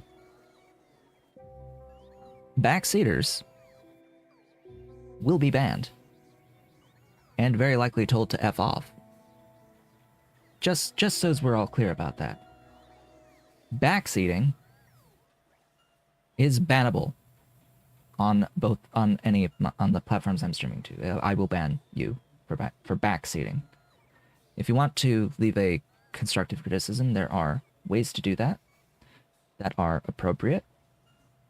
But telling people they should do something differently is not okay. Telling people in a disrespectful way that you should be playing differently from how you're playing is not acceptable, and I will ban permanently. And I also have a setting on Twitch in particular that if you're banned, you will not be able to watch the stream anymore on on Twitch. Because they made that a thing. They actually made that an option that you can set now. If you are streaming on Twitch, there's an option where you can actually just completely revoke banned account's ability to even watch the stream if they're on their banned account. They could probably watch it if they log out, but that is Twitch's issue, not mine.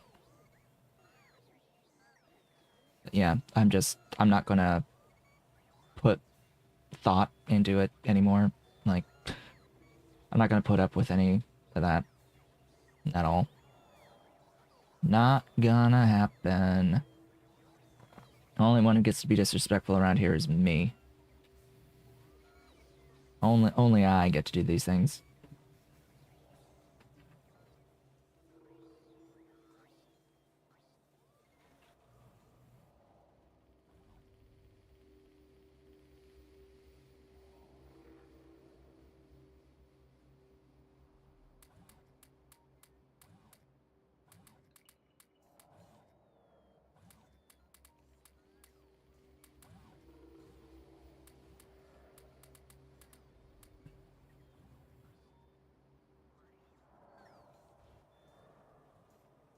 Okay. Do I have what I need for this? I think I do. I can push this safely. I need more evaporators. Okay. Evaporators. Put in a request for a few more of those. That'd be great. Thank you kindly. How's Ollie doing? He's sleepies? Sleepy? Sleepy baby. It's pretty Ollie behind my head. Yes, he's actually came back to my chair, even though I don't have the blanket there anymore. Yeah? Are you gonna stay here since I don't have the blanket, or are you just gonna leave at some point and stop showing up? Because since I put that bookcase back there, the cats haven't been coming to the back of the chair as often as they used to. And I think it's because they have the option now of being behind the bookcase and up higher than the chair lets them be. But it's also not physically next to me anymore, not as close to me anymore. So I think they have to make a conscious decision, and thus far their conscious decision has been primarily further away, but now he's starting to come back a little bit more often. Yeah, he's coming back a little bit more often. Mrs. Cat has absolutely chosen to use the back further away. She does not go to the back of the chair anymore. She just, if she's around here, she will either be on the desk or up there and not behind me on the chair. She does come to my lap on occasion. She will go to my lap, and she'll be pretty on my lap. I actually got pictures that I posted on my Discord recently of them and of her on my lap.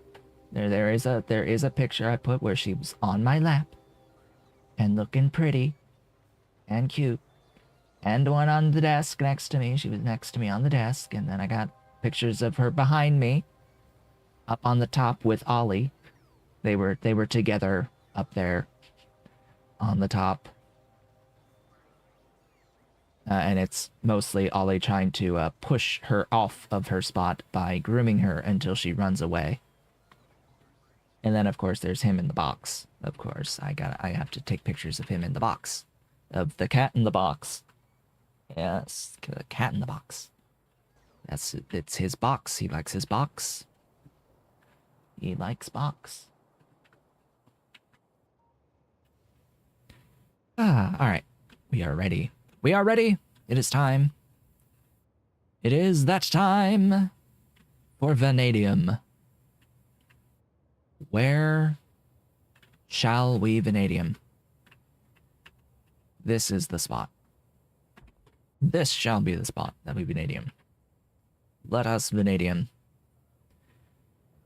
As for inputs for vanadium, we're going to need to bring in Ziffo seaweed, empty petri dishes, wood, manure, kickalk, gasoline, and we will have to solve tar, either local or import it, and we need iron oxide. Just a couple things, really. Just a couple things here in this factory. I'm going to switch this to the quenching so that I know it's like, hey, this is the tar input, the water is local, the steam is local, the rest is not local. I'll just put that in just to remove it from the list so that I know that it's local.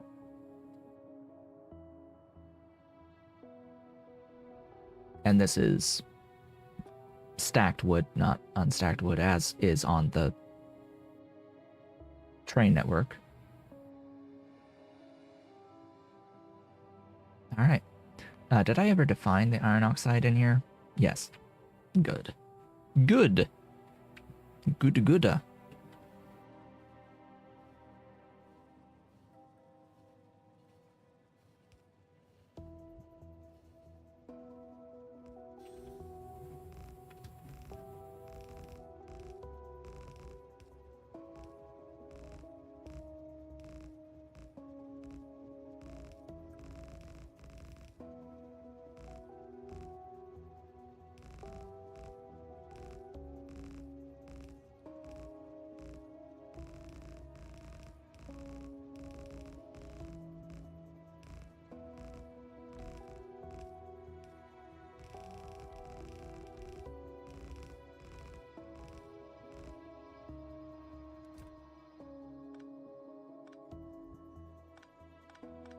All right, let's have a look here. I need to think about whether or not I want to make this tar locally or import the tar.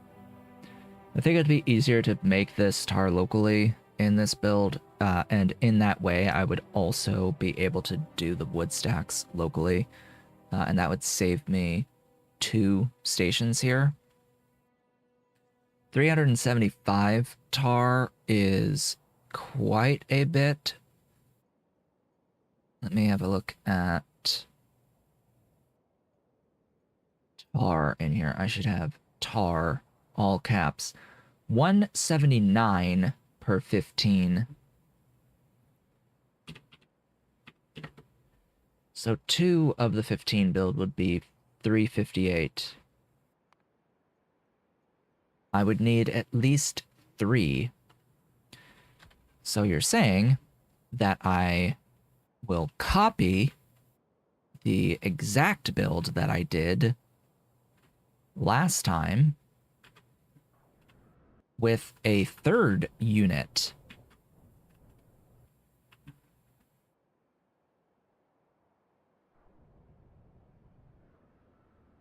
Because if it's 179 each on the tar,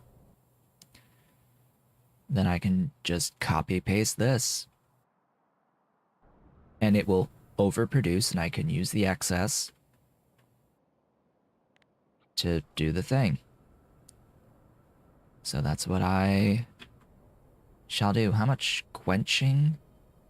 It is still just 2 quenching towers, so I can actually take the whole build, copy the whole dang thing for use over here, and then just copy paste this part, copy this,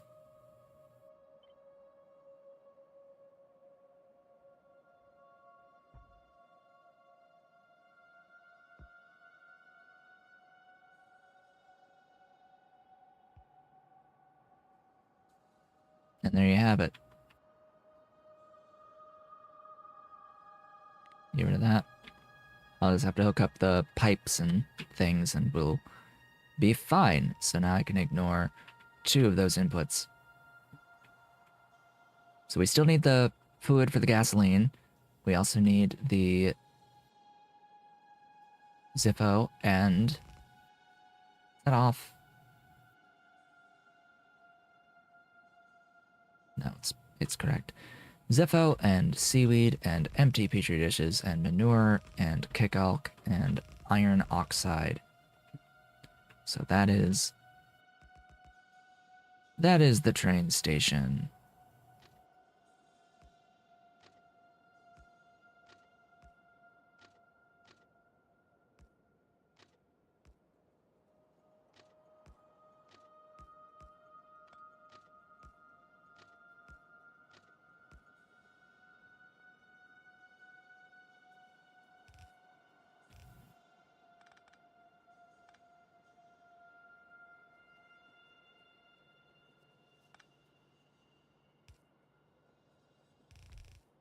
Now to build a massive thing.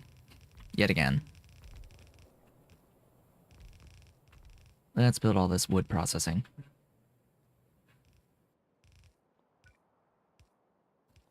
I don't need the syngas at all. So any of the pipes here just for show, basically.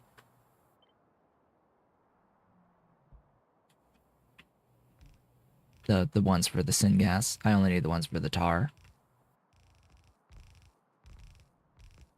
I think the one on the right is the tar.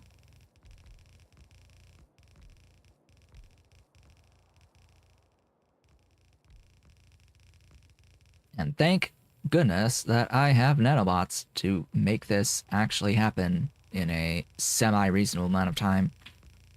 Do I wish it was faster? Oh, yes. I always wish it were faster. But I just have to accept that, especially at this point in time, with the performance being what it is, that if I were to try to make it go faster, it would come at the cost of frame rate, and it wouldn't actually really go faster. It could try to go faster and fail at doing so. We're pretty much at the limit of how quickly this stuff can be placed.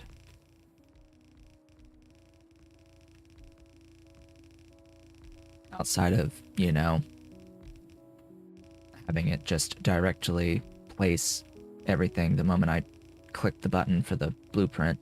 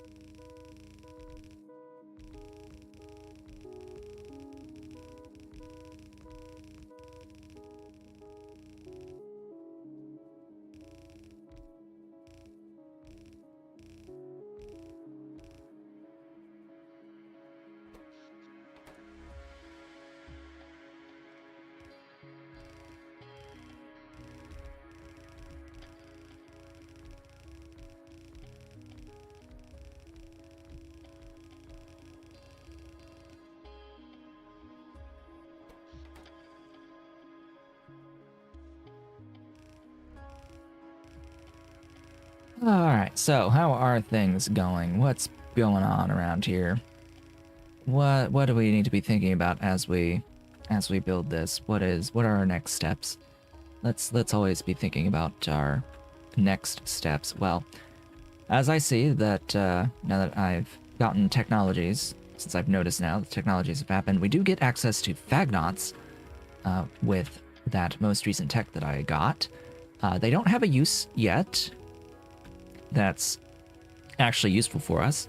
They do produce more bones than other creatures. So if we wanted to have a creature that produces more bones when they are slaughtered, they are an option. It's just that there's nothing that they specifically do otherwise that we can make use of yet. They do have gas bladders. They do produce gas bladders when they are soldered. And the gas bladders can be used to produce gases. The issue with that, though, is as of right now, at this tech level, the only thing that we can do with them is make carbon dioxide. We don't start getting the useful stuff until the next level of the Fagnot techs. So that they won't be really actually useful until the next tech level, where we actually start getting some useful things, like I think propene is one of them. Fagnots. We get propene. Yeah, propene and ammonia, methane, and phosphine gas, and acetylene. Now, I'm going to throw out there that actually this phosphine gas might be useful in this particular playthrough. I will have to look at what it takes to make the gas bladders, but if the size of the infrastructure to make a single Fagnot per second, or a single gas bladder per second specifically, is heck, even half of that, closer to half of that, because right now that entire square of infrastructure, we have an entire rail square making 17 point something phosphine, less than 18 phosphine. So if half of Fagnot is less than an entire square, or even is half a square, even if it's half a square of infrastructure, like, duh, do this for the phosphine.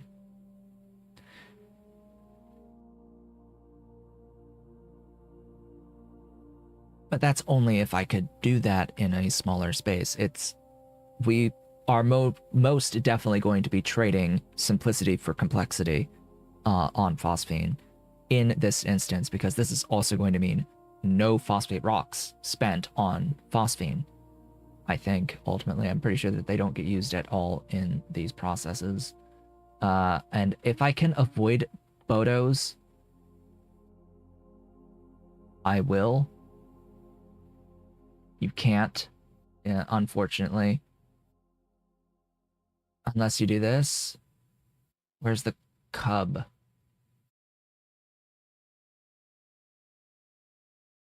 Dang, the cub must eat Bodos.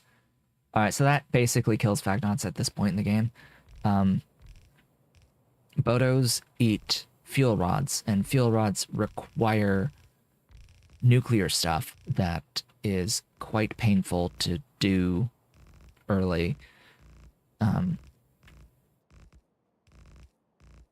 Right, speaking of things that need vanadium, we also need to do... Don't we need the hydrogen peroxide as the uranium processing into all the isotopes? The isotope processing, I'm pretty sure that involves peroxide, and to get the peroxide we need anthraquinone, and to get the anthraquinone we need vanadium, until we get the other recipe for anthraquinone that doesn't use vanadium, which is going to take a while. So yeah, Fagnot's not on the agenda just because they eat Bodos, and we are not going to deal with Bodos until much later. We're going to try to avoid using them unless absolutely necessary for progression. That'll be the policy for those guys. And that's just been the way of things with Bodos basically the whole time. Like, just because they eat fuel rods, I have no idea why that was thought of as a good idea for Bodos. It just makes me not want to use them. But we have to live with it. And because we have to live with it, that means that some doors are closed and others are open.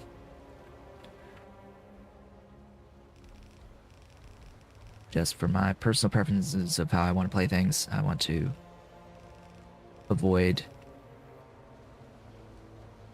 the stuff that's going to necessarily eat vanadium. I want to make sure that my vanadium is used for direct science stuff. And at this point, Factoronauts are not required for direct science stuff.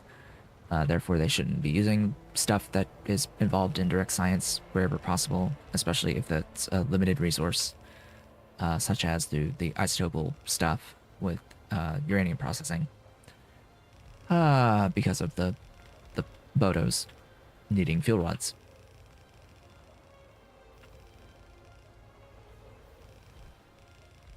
Alright, what else to discuss? Anything else? Anything else? Well, our next step after this is silicon. That should be relatively simple. We will need to make, however, this trichlorosilane stuff that is impure, and we have to purify it and make electronics grade silicon. So that'll be a bit of a process. We'll have to deal with some excess ores that'll have to be voided. But overall, the build is pretty self-contained. It'll use a lot of pure sand. So we have to... I have a pure sand blueprint that makes 4 per second per unit of the blueprint. So from there, it's just place a whole bunch of it. It's going to be a lot of entities, unfortunately. I know we're already running the game at below 1x game speed because of all the entities that we have and the scale at which I've built so far. It's like, oh boy, if you were complaining about me doing things that delayed things by 10 hours in the early part of the game, oh, you've seen nothing yet. Oh, you really haven't seen anything yet. Like, 10 hours is trivial. 10 hours of inefficiency is absolutely trivial compared to how I play this game normally. Like, I do go out of my ways to build at scale when I probably shouldn't be building at such a scale and should be doing other things besides building at such a scale. But I don't care. I will be inefficient with my time. And I will absolutely complain about things taking too long, because yes, things do take too long. Regardless of how I choose to spend my time. Like, there's some just basic things with this mod that are not particularly well executed. That's how I'll word that. That ends up taking a lot of time. Really? I did the oxygen recipe for that, okay. Don't know why I chose to do that there. It does maximize the syngas out, I suppose, so if we... Like, I don't need syngas for this, I just need the tar, so it's like, the tar ratio doesn't change between the oxygen version and the not oxygen version. I need wood. Wood, save me. That starts the process.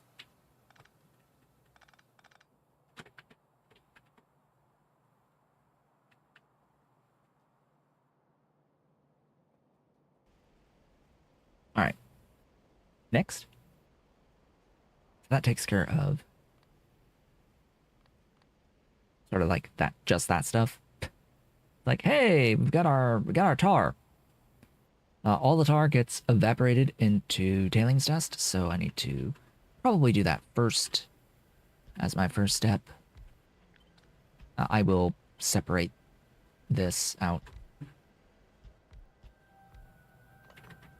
5, 10, and 15.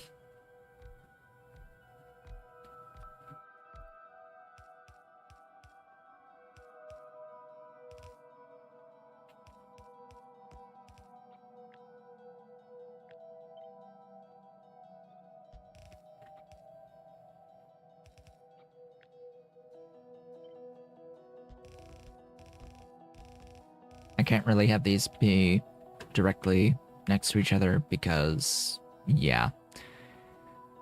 Game doesn't really like when you do this. I've done it. Don't get me wrong, I've done it before, and there are ways to make it work, but yeah, game does not like it. It does not like it. It will consider this and this to be the same fluid network.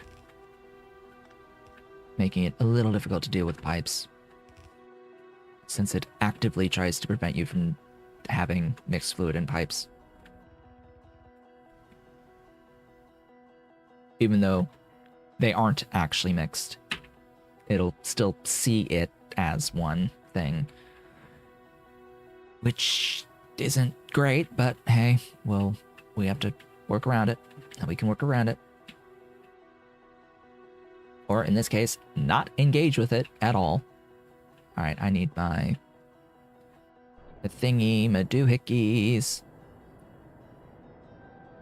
Okay, so grab that. This is 1 shy of the number I need in total. And there we go.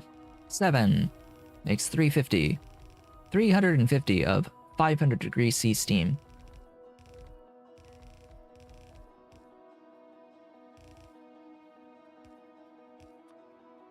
Alright, how am I connecting? Yeah, I need to connect all the things together because they're not actually connected together for whatever reason.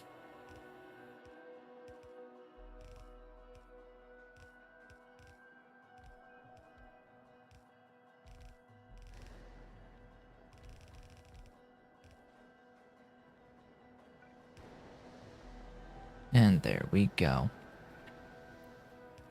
Steam, glorious steam.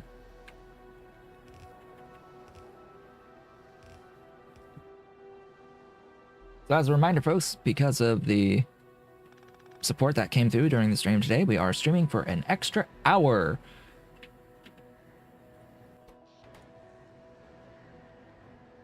Which is why I get to actually not rush today, since we are going to be streaming the extra hour. All right. This should be moving now. It looks like it is. We've got the logs starting to get made. Excellent. Okay. The next step that I want to do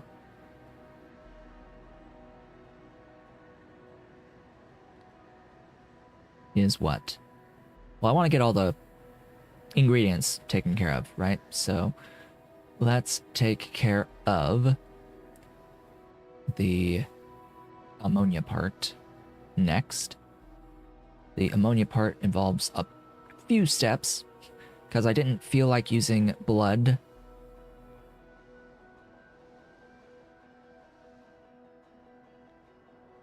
Because it's 100 blood per second. I didn't really want to do it, but if I'm going to be scaling the augs, so I'm going to have a lot of blood anyway. So I'm going to make a change. I'm going to make this change. Get rid of that, get rid of that, get rid of that, get rid of that. Get rid of that, and get rid of this and this. Okay, so the urea is going to be made out of blood. And it will need wood stacks, but we have wood stacks for this build. We has them. We has a lot of them.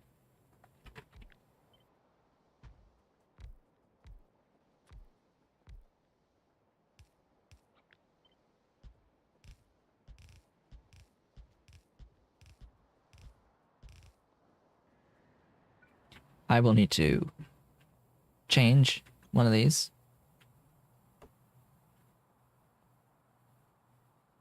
Yes, I will need to get rid of one and replace it with fluid.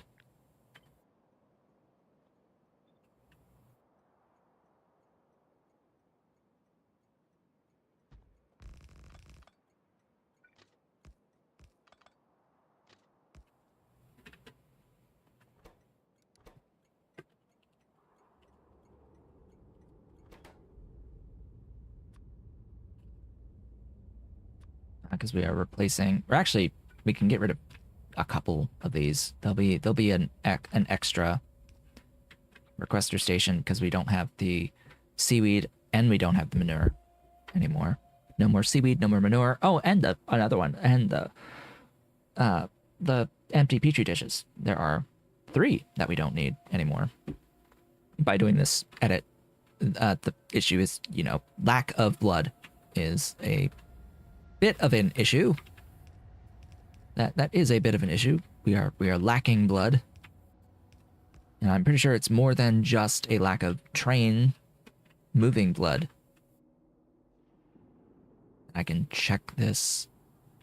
Where's my slaughtering? I never remember where my slaughtering is. It's here. Is it lack of blood that is the problem? No, it is lack of train. It is actually lack of train moving blood. So we will add train to move blood. S blood, D blood, full cargo, and circuit condition. Go! Deliver more blood through my base. The base needs the blood that is being produced.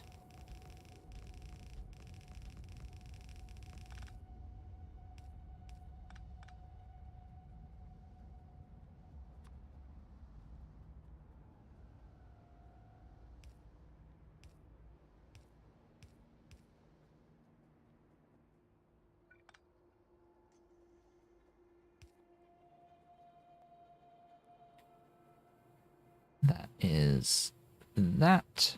So then we take this, make ammonia.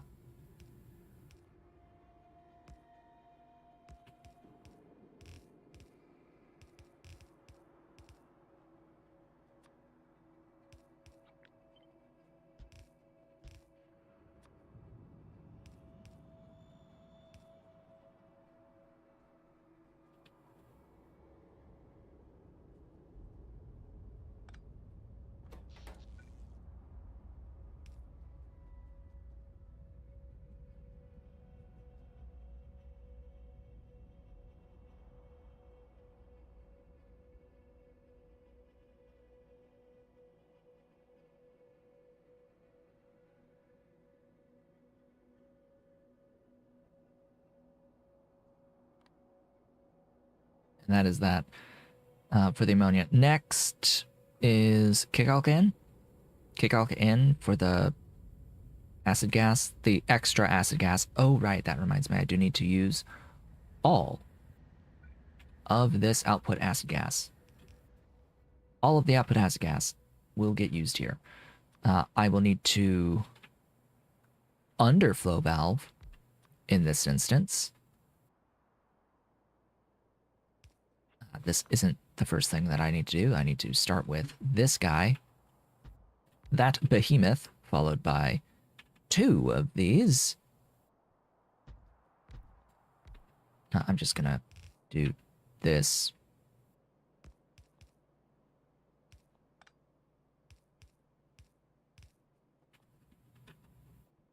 Because we're dealing with less than 15 here. And that goes in here, in this guy.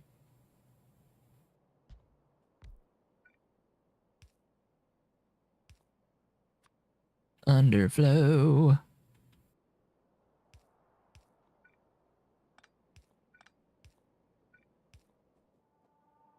Water.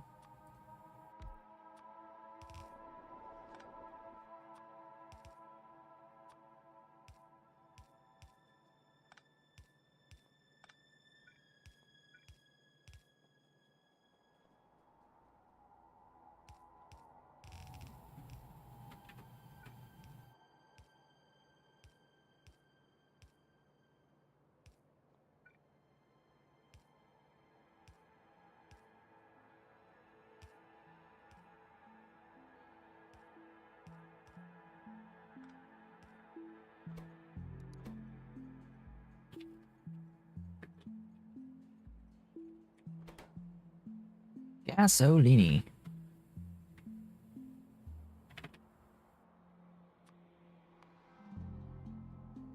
Bring on gasoline.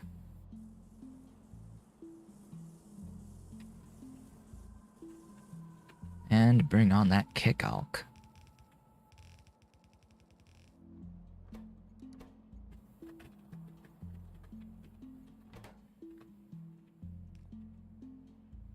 it ends up just being Kickalk and Ziffo, doesn't it? And iron oxide. It's just the 3, alright. Just these 3, so these 2 are vacant. Still need power, though.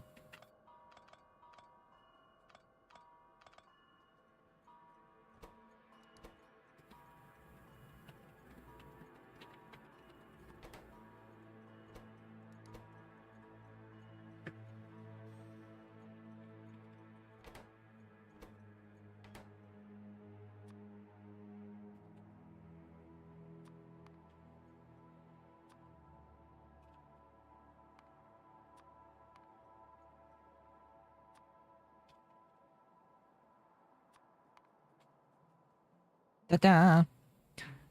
All those should come in now.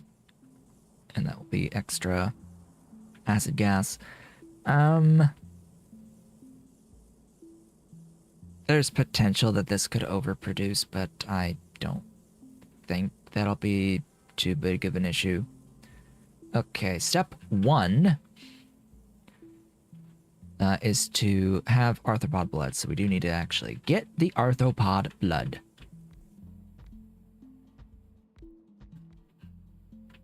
Oh yeah, did I ever connect anything up there? No. I did not. I need to do that. I need to run wood.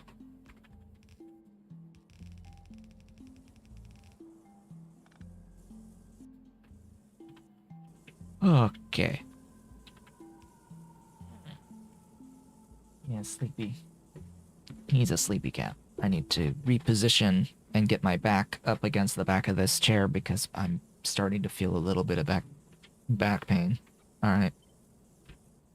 This is a better position for me. 6, 12, 18, and 17.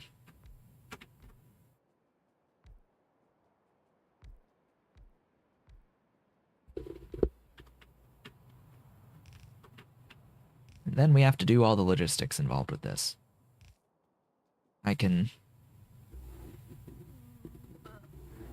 shift that down slightly. There we go. That's better. Now I can be relaxed and look like I'm actually sitting up and sitting correctly. It can give the appearance, the illusion that I am sitting correctly and not actually just slouching. Because I am actually slouching a bit. Quite a bit. Hi. I feel that paw. Yes, big boy. I feel that paw. Like I got my left leg up. I am comfy.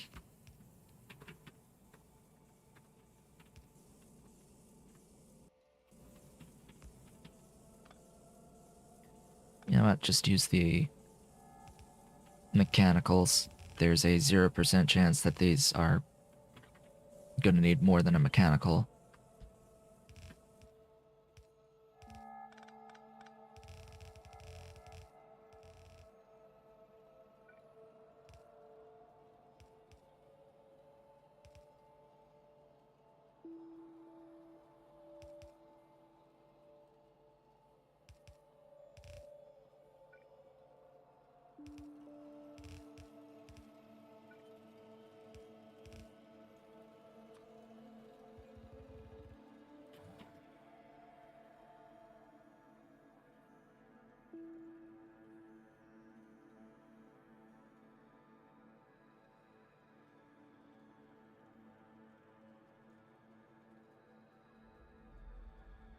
So you have to deal with all the outputs other than the arthropod blood. Fortunately, it's all the same. It's all solids. And I don't need the solid out, so we just void all of the output solids. Just throw them into a doohickey and be done with it. Oh, that's not correct? That is not correct. Okay, that was off by a tile.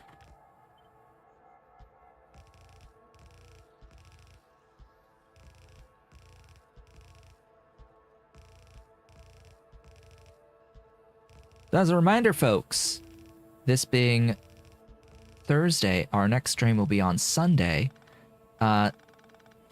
that is important because we will no longer be off by an hour compared to some areas of Europe and other nations that have already set their clocks back, because this weekend is the time to end daylight savings time for the United States and some others. And so it's only, most of the United States, because there's some parts that don't do the daylight savings thing.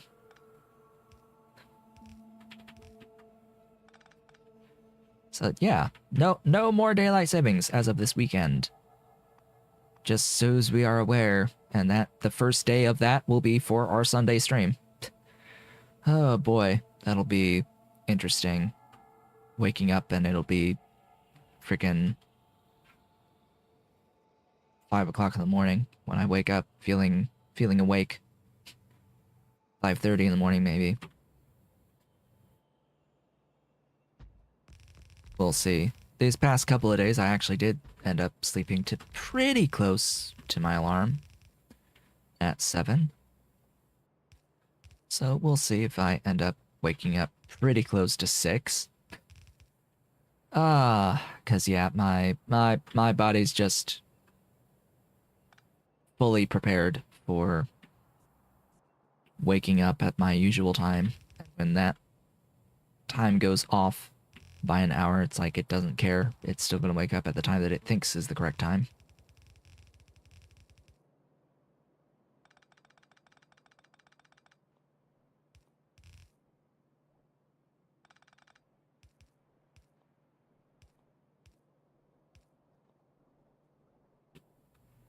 Okay.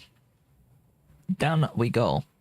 This will move, of course, only once I have the things to move it. Okay. Next. Centrifuge to make Vanabins. Step 1 is convert arthropod blood to Vanabins by adding acid gas to arthropod blood. It does not need any solid input, and it does not produce a solid. It does use a bunch of power, though, because centrifuges use 20 megawatts each.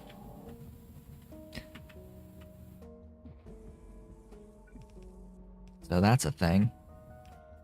Adding over 100 megawatts into the base, 150 or 140, 120 megawatts each build of this.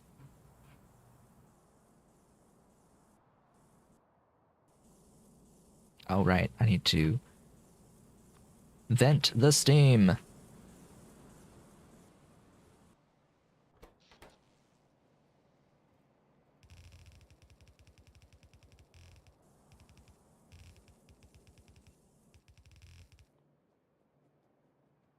The following step, I'm gonna connect the blood.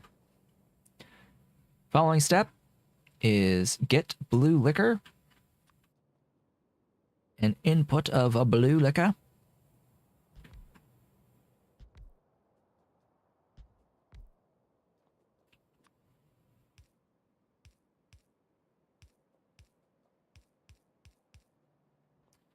This will also eat all of the tailings dust that I am making.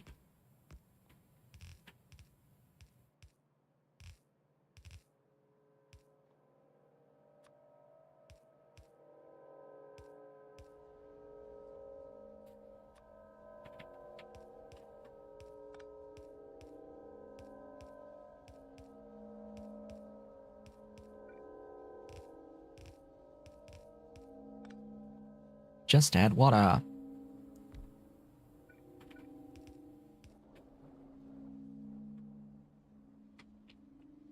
Alright, that's going to make the blue liquor. Then, blue liquor. We need to take blue liquor and we need to add steam.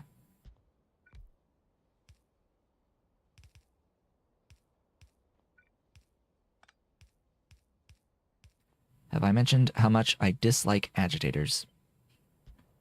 and the all the pipe shenanigans with agitators. They're a bit annoying. But anyway, got 5 of those. I'm going to take in all that. Does not need a fluid, but it does need all of that steam that I'm producing up above. So let's hook it up to that steam that I've made up yonder. That is all the steam. That is the only steam currently.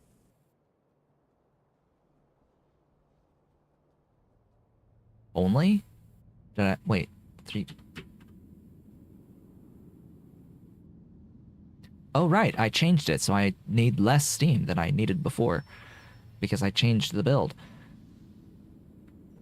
By switching the ammonia to blood rather than ammonia the intended way, from the urea the intended way with the manure. By switching off of manure, I have saved myself a bit of steam. But I'm not going to remove that other extra piece for now. Don't need to remove it, so won't. This one can be tighter.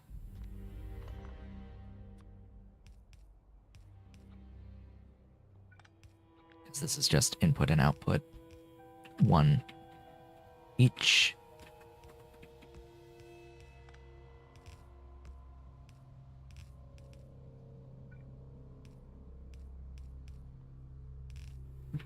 All right, now we can bring in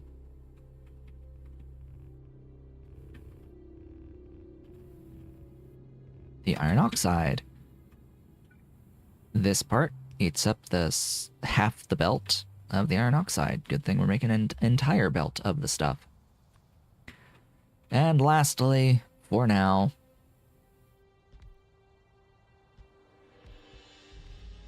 we have this.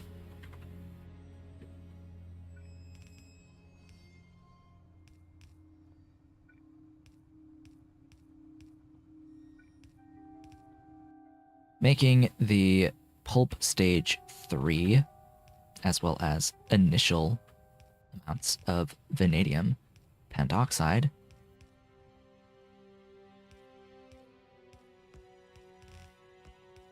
This is all we get for quite a bit of time. Eventually we will get the entire vanadium chain, but for now we have to just get rid of the pulp 3. We will eventually be able to process the pulp 3, and we'll have this loop of blue liquor. Red liquor, really, but we'll have stuffs that we can do. As I am now sitting up a little bit more. Hey, big boy. Reposition. Okay. We're good.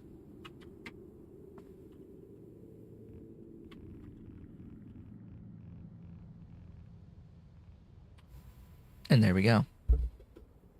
That, as they say, is that. Just add Zippo and it will make vanadium. 1 vanadium pentoxide per second. Neat. 1 entire unit.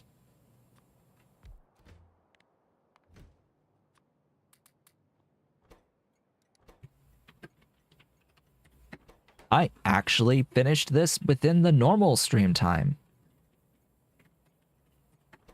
Shocking, I know.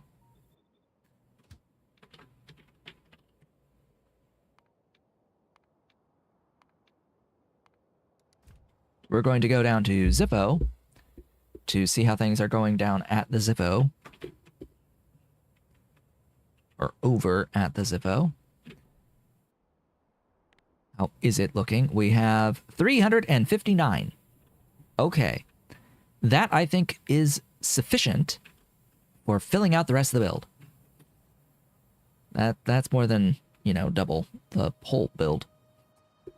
That's more than the entire build down there uses, so we'll be able to put a stack or 2 in a train and get it moving. And we will actually get vanadium pentoxide today. We'll actually see it. It'll happen. Unlike quite a few of the streams that we've had thus far where, yeah, we haven't really been able to get the actual stuff that we've intended during the stream. I have mostly built the build and then did the rest off screen for a few builds so far, so it's nice to finally be at that point where I'm gonna take 3, 4 stacks and send the rest on their merry little way. Let's see how many. Oh, I have at least 10. How many do I have? It doesn't tell me.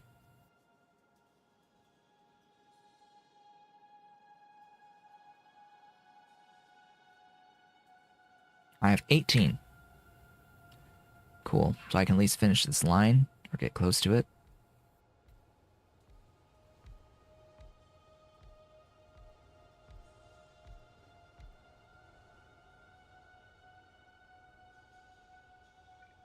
Eight more.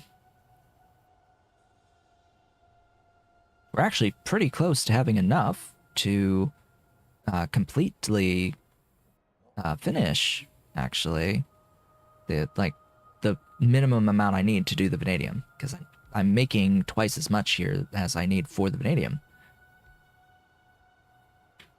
All right, we're done with that, and it should be heading up to the train station. So I just need to make sure that I have a train ready to go. Let's get a train going. Since this throughput is 1 and its stack size 50, I should probably have more than 2 stacks here, but just so we can get things going.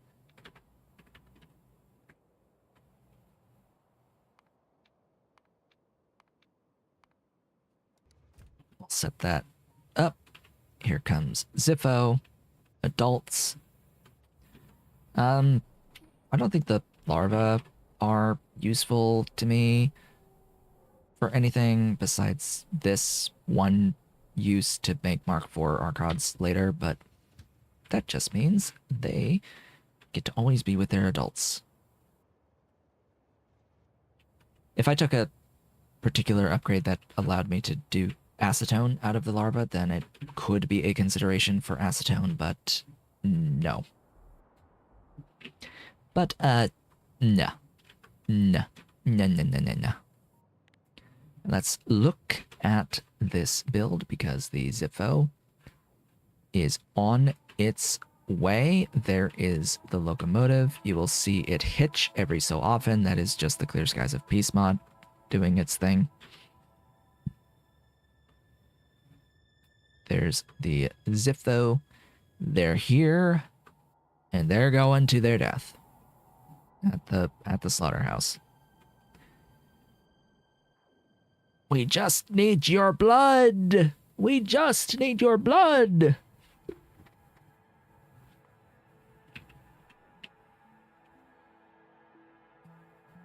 Come on down and give me your blood.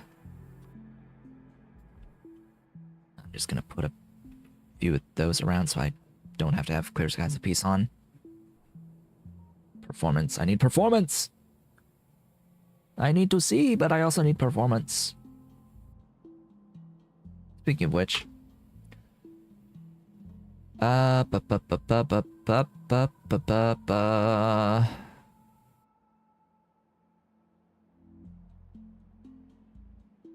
a big number, as anticipated. That's actually relatively high.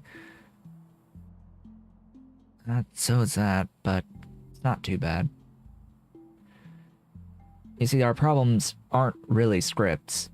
The FPS, UPS problems, it's not really the scripts. I mean, even with the Clear Skies of Peace, watch this.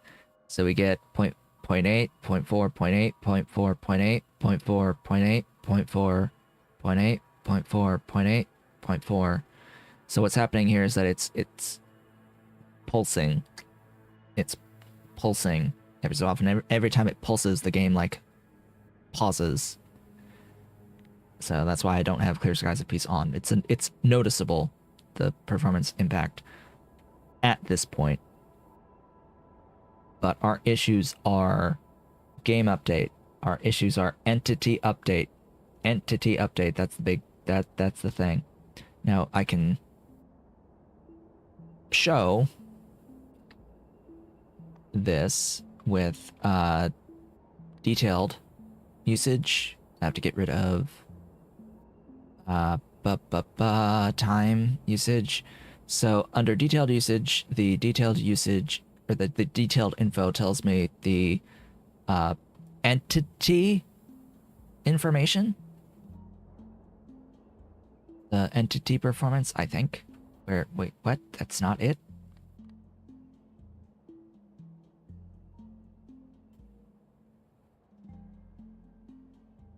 I mean, that is useful info, but I'm looking for entity time usage. That's the one. So, entity time usage is an actual breakdown of what's going into the number under here, in here for entities. So it says entities update 1314. Well, we can actually just look at that under entity time usage in here. So what is using the bulk of the update cycle? Well, about half of it is assembling machines. Half of it is assembling machines. We've got like spiking to 2 for inserters. We have 1 on loaders, about close to 1 for the loaders and their thing. The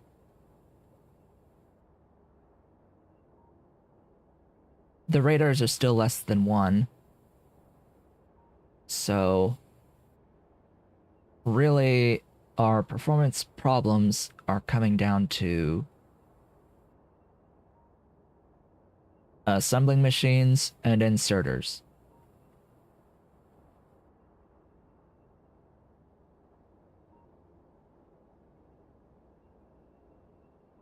Mostly assembling machines.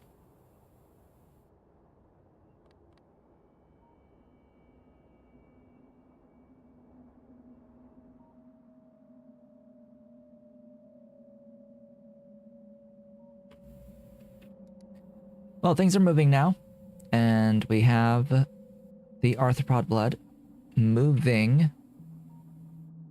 This apparently needs to accrue. What? Oh, I didn't I didn't hook the thing up. Okay. Thought I hooked the thing up. Apparently not. Okay, there you go. Move it, move it. You gotta move it, move it. This will make the Vanadiums. And they will go, and they will load in, and they will make blue liquor.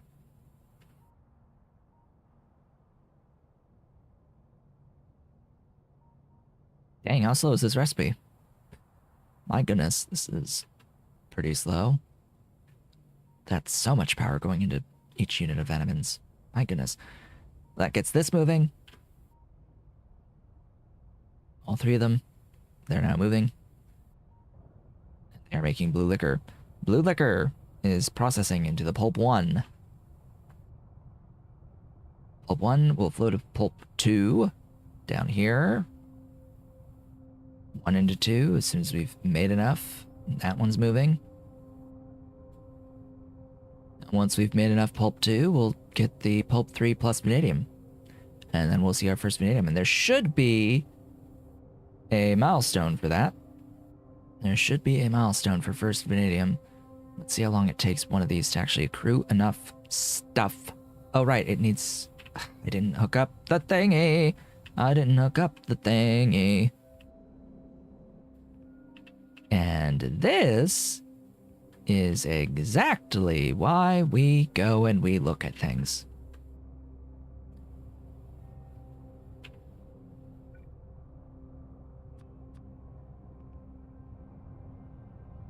Now they're going, and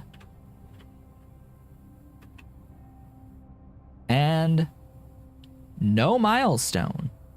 Really? Interesting that there's no milestone for vanadium. Well, alright then. Still, we got vanadium. There it is. It exists. Glorious vanadium now exists as my belts are restocking me. Getting our restocks going. And now we need to work on etching solution. So another key thing here is I will need to make the sulfuric acid. I cannot do this recipe because we don't have desulfurizator units. And we won't until the next tech level, which is not kind.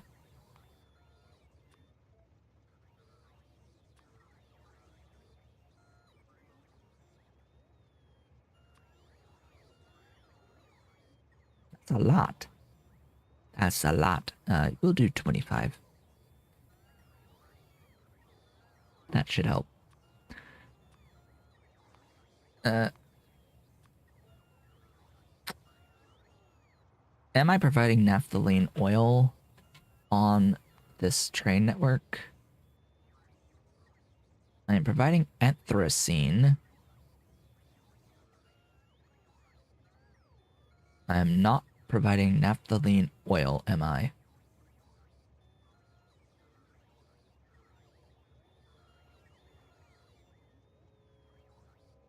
Nope. Of course not. Why would I?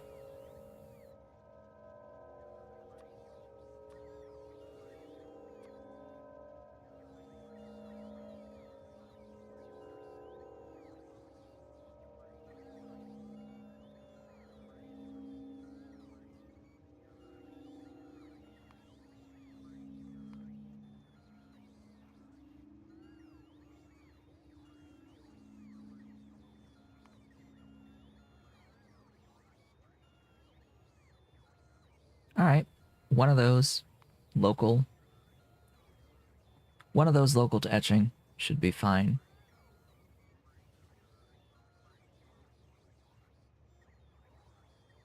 Yes. Yes, one of those local to etching should be fine.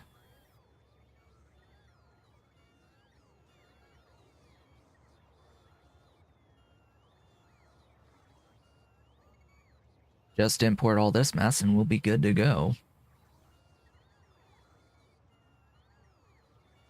With these two local, these three local, we'll get this in, we'll have enough syngas and enough tar. So we only need to do from phosphoric to the left, and that'll be etching. Cool, do I have everything I need for it? Yes. Have I defined vanadium? No. Need to define vanadium.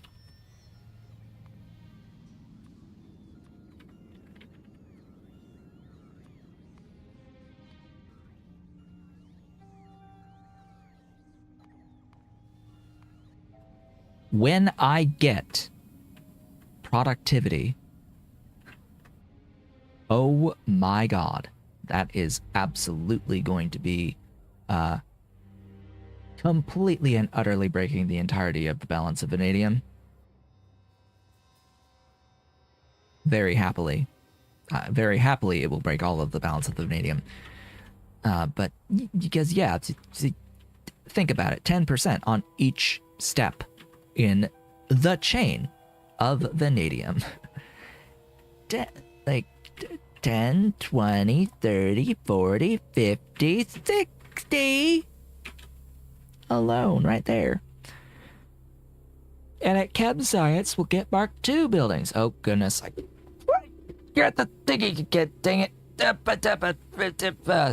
Yeah, I hit my foot. My foot. Blame my foot. That was my foot. My foot grabs the cord. Grab the cord on me. Dang it. Dang it. Grabbing the cord on me. Right, so we're just waiting for deliveries of that stuff. And that stuff's going to be limited by fish, food, Fish, fish, fish, fishy, fish. Yes, fish, fishy, fish, fish, fish, fish. So the bottleneck here is fish. I will need to scale fish eventually. Eventually, we will scale fish. All right, over here, over yonder, over at thingies. Here, yes, 1, 2, 3, 4, right there. This is where we shall etching.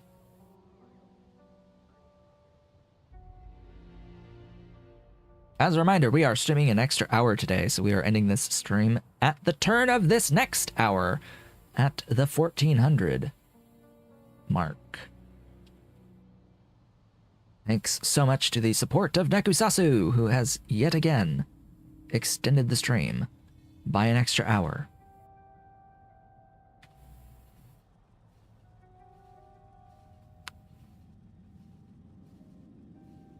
Yes, I feel your paw. I feel your paw, sleepy boy. He's sleepy boy.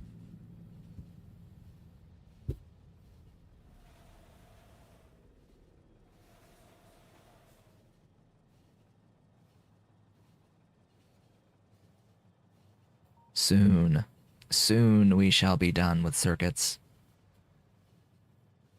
The sooner we do that, the sooner we can have modules. The only thing I would need to do for modules at that point is to set up soot to gold. And I can do that at any time. Soot to gold is pretty trivial. It is pretty trivial. We can do that. We don't even need all that much of the gold plates. It's just we need existent amounts of the gold plates for the gold contacts. For the modules. Of course, we have to chew through some text as well. That's also a thing. And I'm definitely going to be getting speed and efficiency modules as well as productivity modules. It's not everything is going to be productive at first. Not everything will have productivity modules in it at first because the gains from efficiency and speed may end up being better in some specific circumstances. Not all, but some. Maybe. Like if efficiency could save me an entire wood build by reducing the amount of solid input fuel, then yeah, that's of more value to me from a performance perspective than the 10% productivity output. Getting 10% out may not be as important as a 20% fuel reduction. As an example, what even is the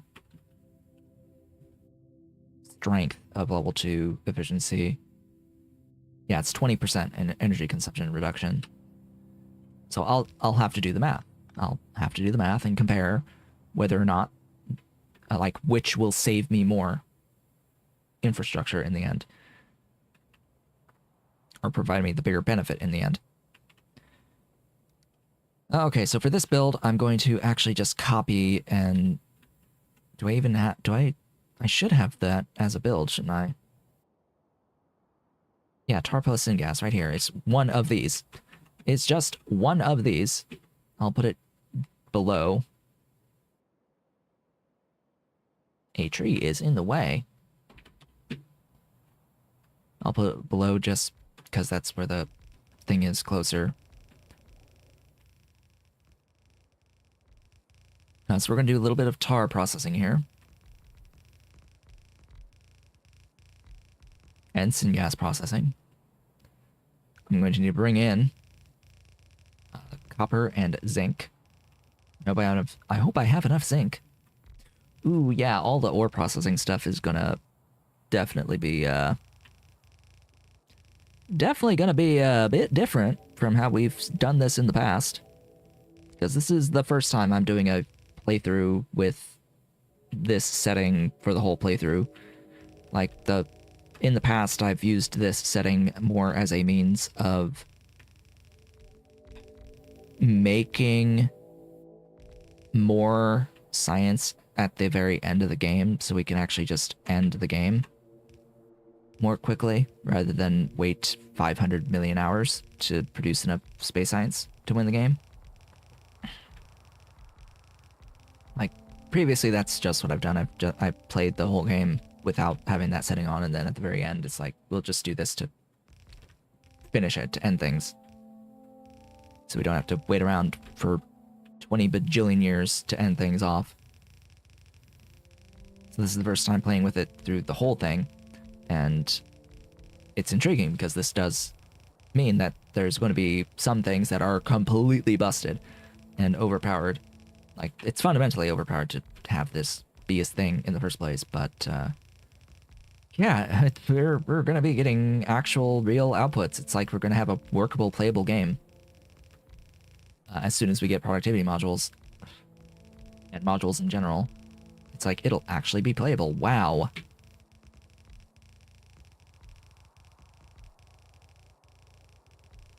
And yes, I know that that's insulting, but it's a very valid. It is extremely valid. Like the slowness of the process baseline. Like this is something that is well known,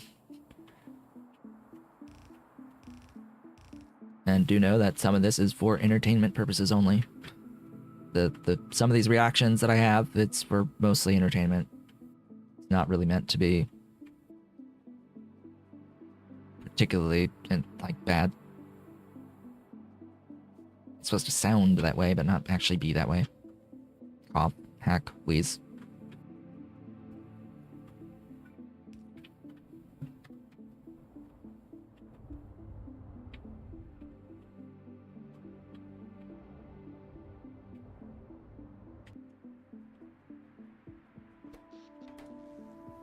Anyway.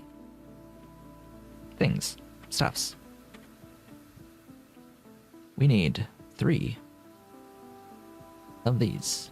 1, a 2, a 3. How much steam?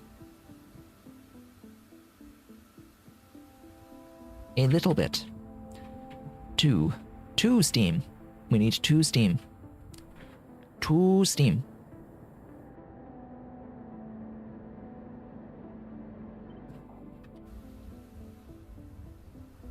I do have this as a blueprint. I just forget that I have this as a blueprint. Don't mind me while I forget that I have blueprints.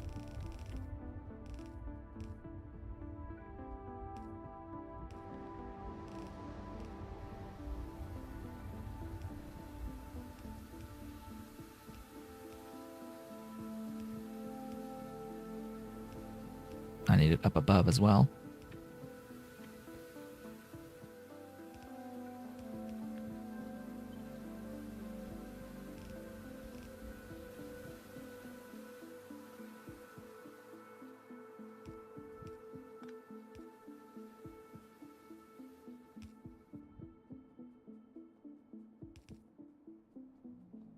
Alright, we need to actually make it move.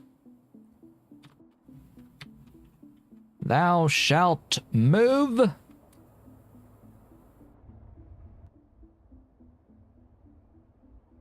Here, have some logs as well. Do that part too. Pretty sure this is syngas and this is tar.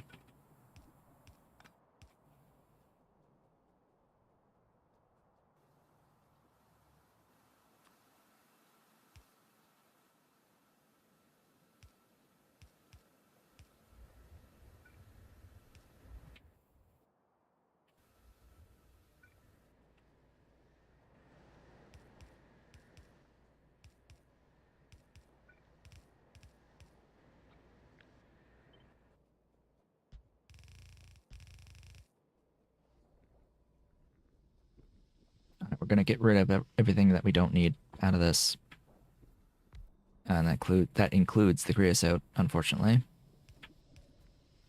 And the anthracene. We just need the middle oil.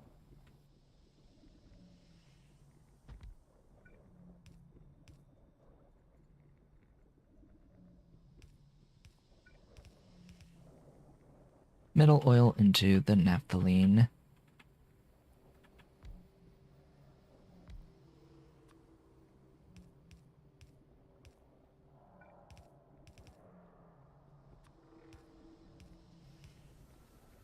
We could process pitch to naphthalene, but I don't want to do that. Then I have to deal with coke byproduct. And we need even more steam. And it would mean I would need less input tar overall. Like, I don't want that. The numbers work out fairly well as it stands. Okay, first inputs. I do need the fluid here for the phosphoric. You're moving? Yes, my baby. My baby moved.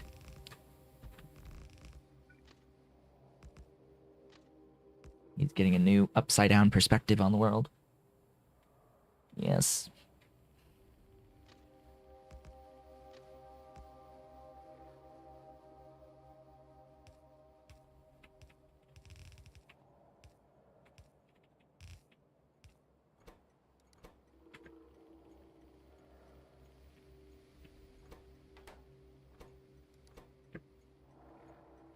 Zing? Zinc.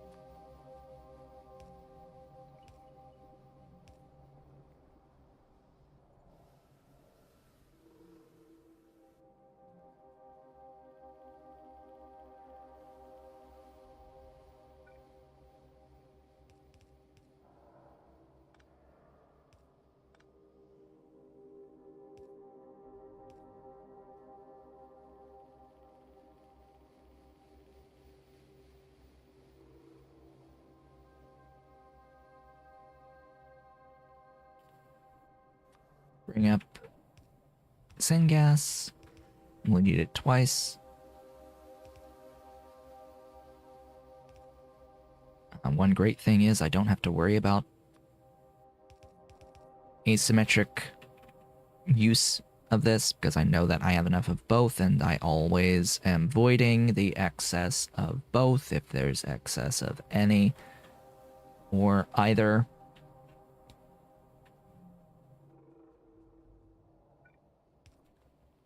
Hook this up to this guy. Out, in, box the in. Throw in canisters. There we go. Canisters are away.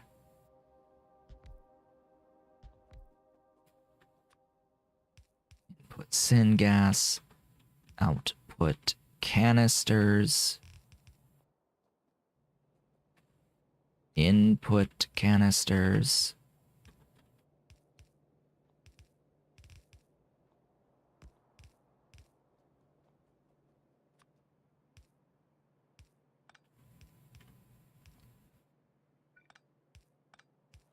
Void the thing.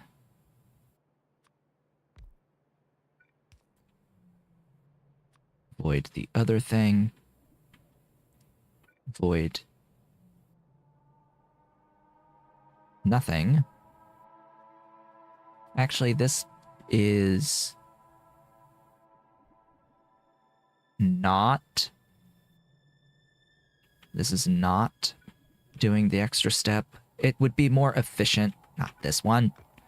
It would be more efficient to do the other step, but it is a bit of extra infrastructure. And since I am making enough syngas anyway, it doesn't really matter about doing that extra step to convert the refined syngas into additional acid gas. Because it needs sulfur, and I would need a Faugi setup to make the sulfur, and I would need the wood to process the Faugi into the sulfur in atomizers. It's like it adds extra steps to save on a resource that I'm making enough of anyway to do it without. So Why bother? Don't need to bother. We can just directly move on.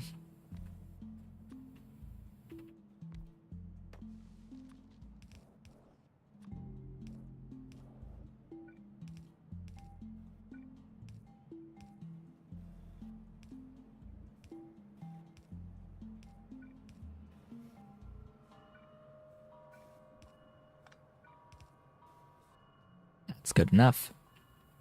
Good enough for me. Is good enough for me.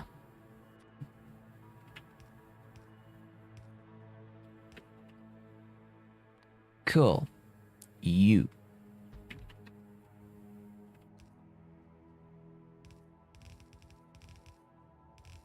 Bring on the vanadium. I need 3 more solid input stations. I need to get rid of this entirely because we're sitting at a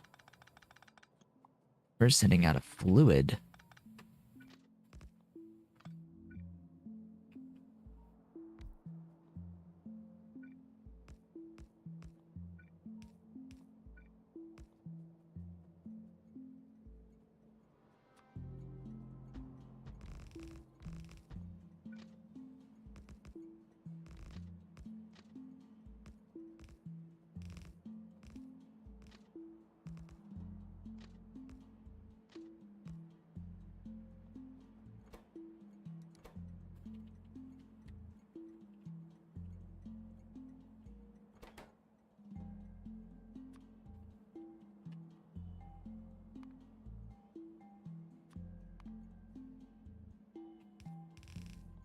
Huh?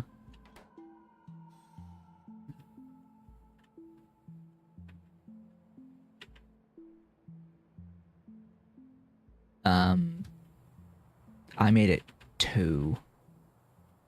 Huh.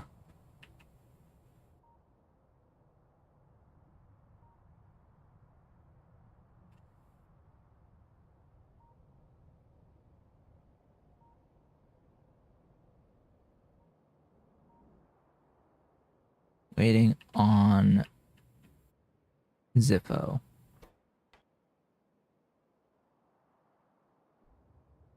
And Zippo's waiting on fish. Alright. That just means that I will make it move. We'll make it go. Bring me the vanadium. I shall have my vanadium. Right, nickel.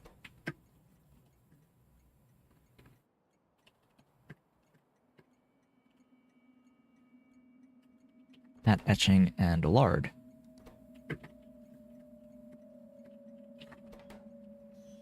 Realistically speaking, should I have done this in this way? Probably not. Probably not. I say that because the whole goal of this particular Circuit 2 build was to distribute as much as possible, and I am in fact noticing that there are aspects that I should have distributed in this build that I have not distributed yet. Specifically, quinone should have been distributed and a separate build. Maybe actually just hydrogen peroxide, because I think anthra is only used.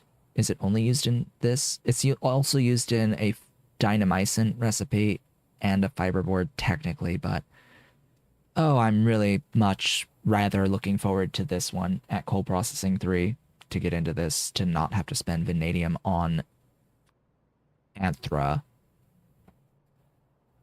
to make hydrogen peroxide. But yeah, I probably should have anthra separate with hydrogen peroxide separate from that too. It's not used that much here, so I just did it here.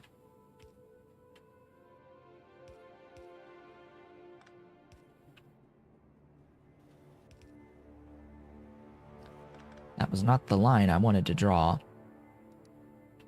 Obviously.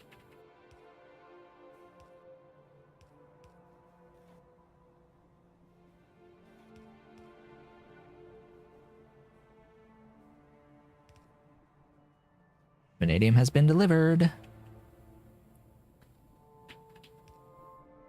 Oh, speaking of delivered, how's that doing? Has it arrived yet? No. Nope. Not even gotten a notification about the thing. I have a new printer, 3D printer surface coming today. That's a little disturbing. I'll need to address that eventually. Need more power. We need power. Oh yes, this will become productive. I forgot about that. This is productive. So I will have productivity modules on you. Oh, that makes this less painful. Still painful, just not as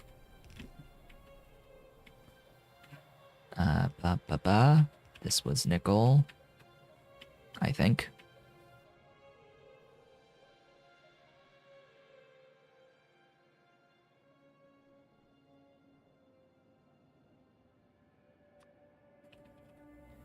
Bring me the nickel. It's a nickel.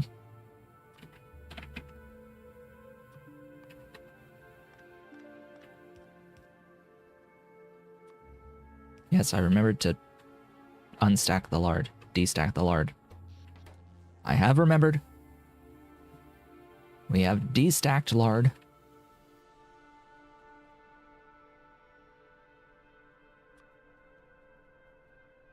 Oh boy, and then two of you. Two of you.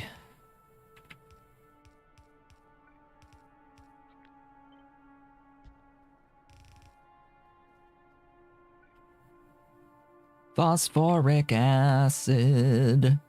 Come on down.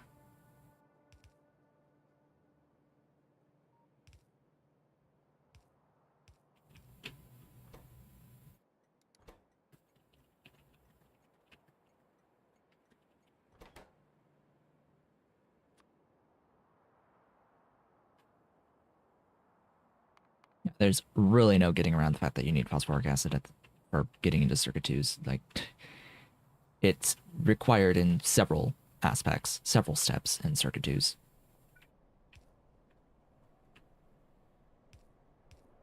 That's not the spot that seemed to be.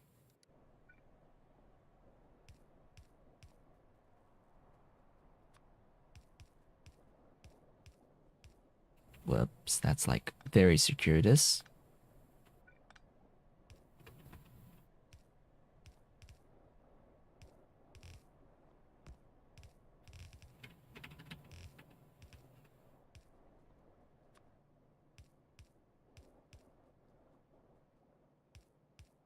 Lard into etching solution.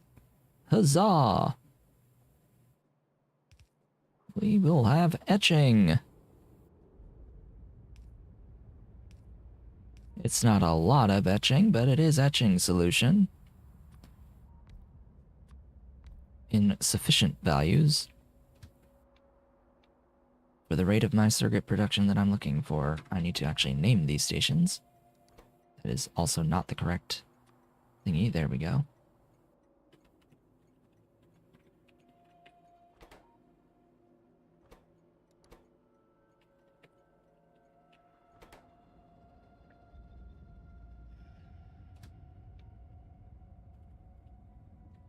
Supply, depot, full cargo, circuit ignition, fluid, count, etching, greater than or equal to 3,000. Go. That's about 2 minutes of production. I tend to limit my wagons to about 2 minutes of production when I can remember to do so. Especially with fluid production that can be very low volume. like etching solution, which should be moving as soon as I get the phosphoric acid brought in. And phosphoric's in. There we go. It's moving. It's alive. Does this have a milestone? I would hope not, but let's see. Or I would think not. Yeah, we do not get a milestone on etching solution. It is a, I would say that it's somewhat of a milestone, but it is not anything in particular that is of great importance. What is of great importance is the stuff that this makes, aka ultimately circuit 2s. Circuit 2s are absolutely a milestone. A pretty big milestone. Speaking of milestones, hey, where's the thing? Show my milestones at Pi 2. What are the milestones at Pi 2? Or at Chem, excuse me. What are we looking for here? We're looking for circuit 2s. We're looking at the chem science. We're looking at plutonium-239 into nuclear samples. Okay, sure. And SAM, self-assembly monolayer materials. Oh boy. Great. Great. Also need SAM, huh? Also need SAM. All the other stuff is done except for the, like, high-end number of sciences. I don't know why Kevlar is included with utility. Why the hell is Kevlar included at utility? Kevlar is totally up here to get into chem.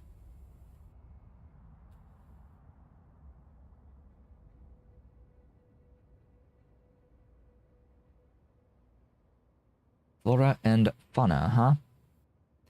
Yeah, chances are we're never going to make a thicket. We're unlikely to make thickets. Sorry to say, but we're very, very highly unlikely to make thickets. So we will probably not meet that milestone. We also likely will not make crawdads, stingritos, or phedysis in this playthrough. We are most definitely not going to be making caravans and aerial caravans and ocula. We're not going to make those. That's not going to happen. We're also not going to make spidertrons. We're going to get the Pyrrhic Victory research. Oh yeah, that's going to happen. We're going to get the module 8s. Oh yeah, I have died. I have died. I have not died 5 times, but I have died. Because apparently there's milestones for dying 5 times. Multiple times.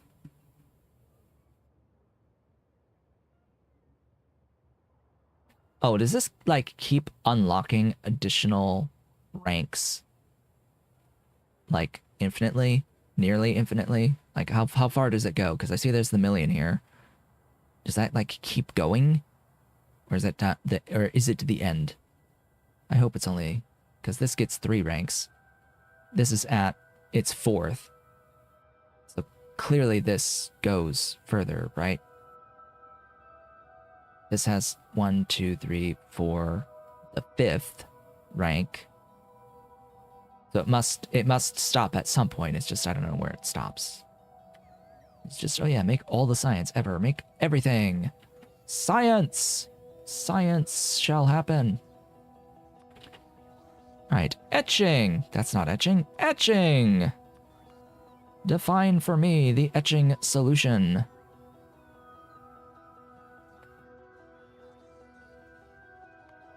Alright, etching solution. Now, just because we got etching solution doesn't mean that we're ready to, like, make the things that the etching solution makes. Not quite yet. It is one of the keys, though. It is one of the key things that is used in multiple of the items. But specifically, it's part of getting into doped silicon production and the PCB2s. Honestly speaking, PCB2s are not a problem.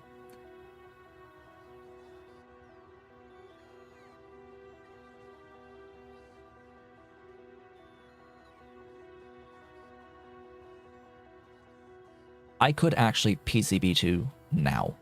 I could just make PCB2s now. there's nothing blocking me from making PCB2s. It needs zinc chloride. It needs kickalc for the biomass.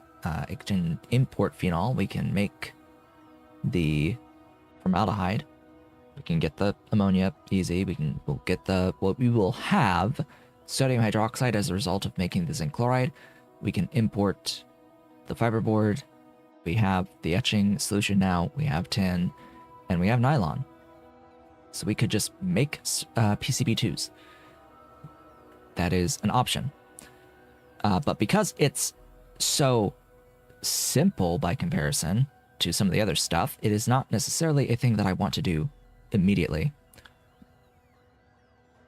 Because all of the simple stuff, quote unquote, we're talking all the like diodes, microchips, medium power resistors, we're gonna be addressing like what are the ingredient costs of each of them, and then do each of them in sequence. So all of these top items we'll do in sequence once we have all of their ingredients, and of which their ingredients, what do we still need? The doped silicons. And what do we need for the doped silicons? Well, we need antimony pulp 2, which, wouldn't you know it, we went and we got our stuff going for all the vanadium and so on. We'll be able to work on getting into pulp 2 next as our next major thing, which is going to need like silver. It needs to it's its own separate mission from what we've been doing today. So and it's a complex thing like what we've done today with vanadium. So it's complex enough to devote its own like stream to. So we'll do that next stream. I'm saying that as we have about 24-ish minutes left in today's stream. I'm going to plan out and build silicon, ideally. We're going to plan silicon. That's what we're going to do. Silicon. Wafers. Silicon wafers. All right. Silicon wafers. How many? Half? More than half? Okay, so we'll do one. We'll do one wafer. One wafer at this point in the game requires electronic grade silicon with graphite, aka coke, crushed quartz, which is simplicity itself. It needs half an aramid.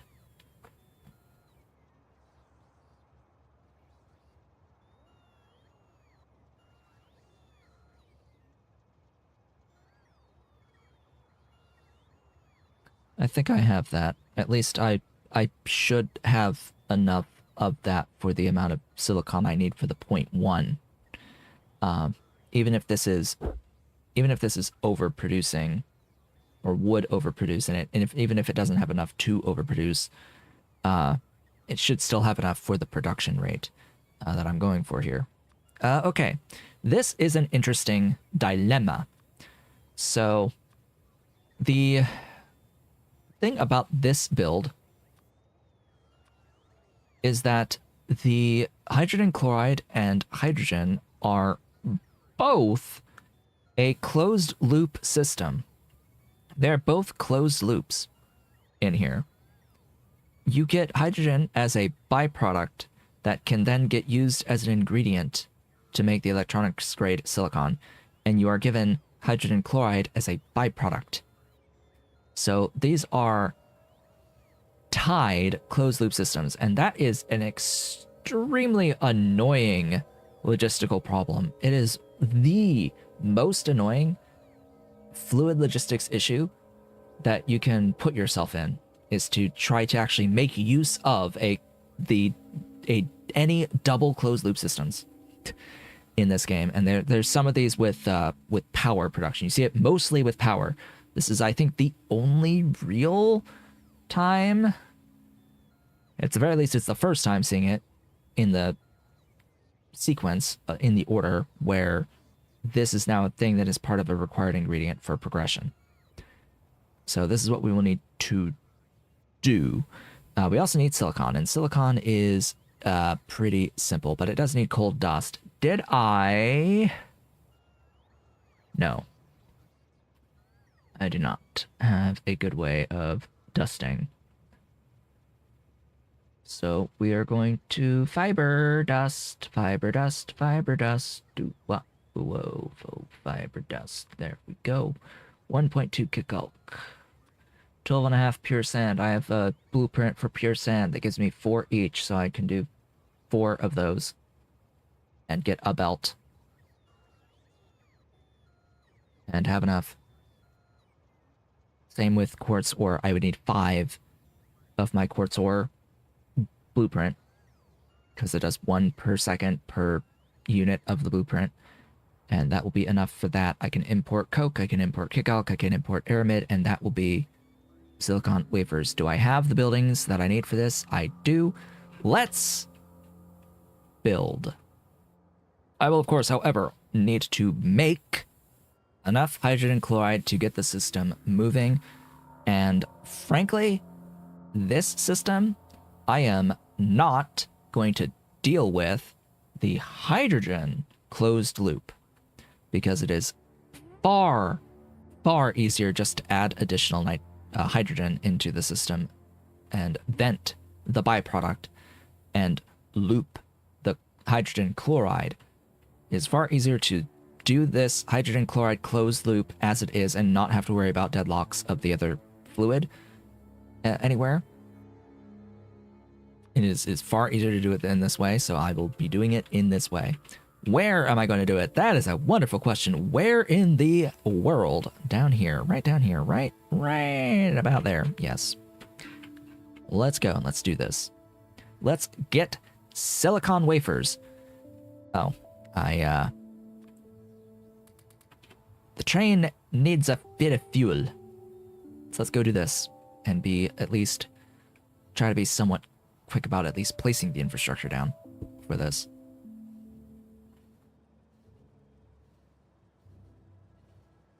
So that by the time the stream ends, we will basically be done with it.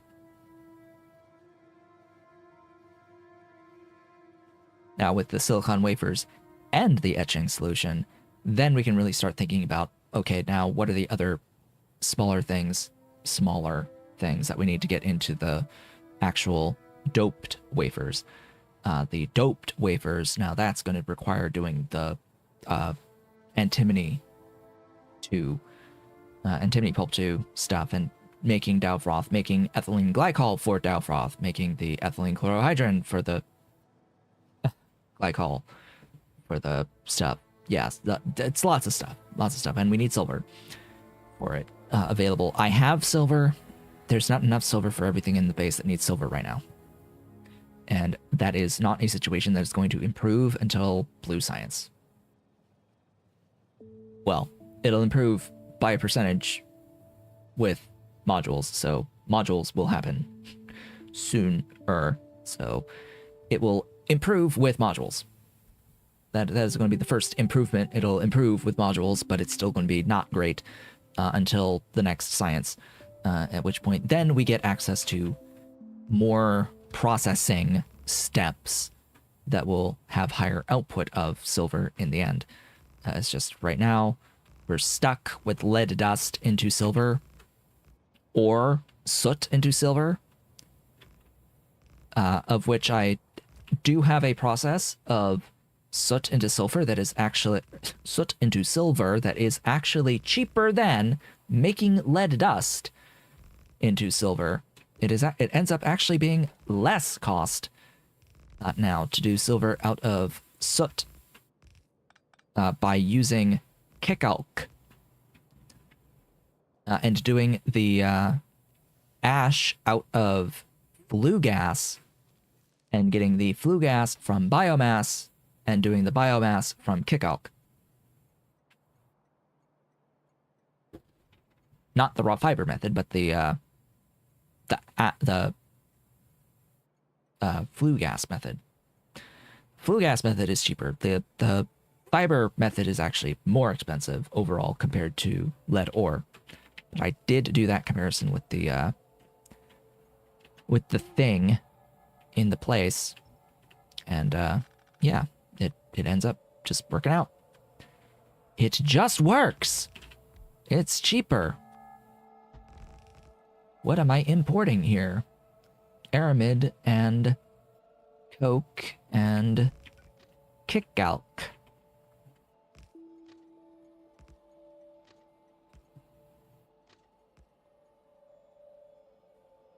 I need 4 of you and 5 of you. Oh boy. Let's reveal the map. Thanks. 1, 2, 3, 4, 5 of you. And what was the other one? Pure sand. Where's pure sand? I thought I had it blueprinted. I may not have actually blueprinted it. It would appear as if I did not blueprint. Weird. Interesting. I need to find it then. Product, pure sand. Yeah, that's it. Ba-bum, ba-bum, ba-bum, bum, bum, bum, ba-bum, bum. Get the heck in there. 4 of you.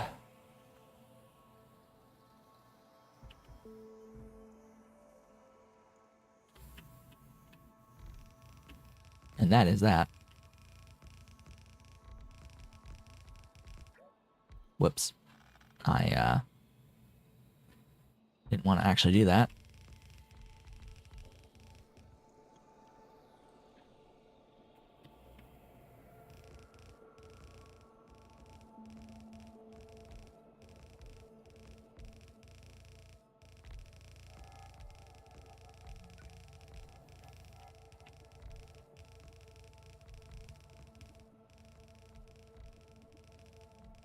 Now to build.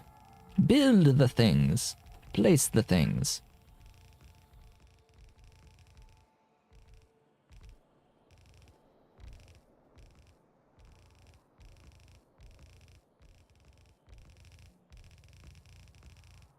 Of course, one of the bigger issues of Silicon in general in a standard Pi playthrough is the quartz part of it, the ore part of it, getting that enough of that brought in. And of course, it's a pretty big build by comparison to many of the other builds at that point in the game. And the Aramid. Like, the cost in Aramid is pretty high. It's very high. Even in a standard Pi playthrough, unless you've gone out of your way to have a ton of Aramid at a huge scale, which is not happening, honestly, in the early game. Yeah, it's going to be troublesome. It's going to be troublesome. That's one of the bigger issues with this transition into Circuit 2s is that clearly there was a thought of, oh, there should be a troublesome item in this process, but rather than there being just one, there's a lot. And that's where I think things got a little bit out of control. It's like having something troublesome is fine for getting into the circuits. Like it's fine having some really complex thing to get into the circuits. That I'm not complaining about that. I'm saying there's a few too many. Like,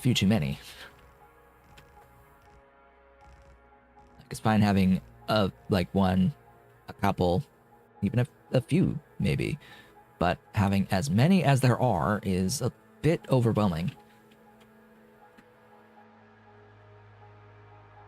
I say that, and this is like, wait, how many times now have I made Circuit 2s? Which what number of playthrough is this that is getting to circuit 2s? Few. A number. It is a number. A number that is far greater than 1.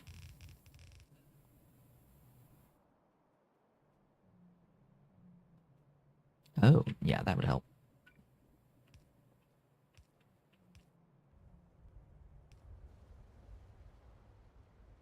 What number is this playthrough?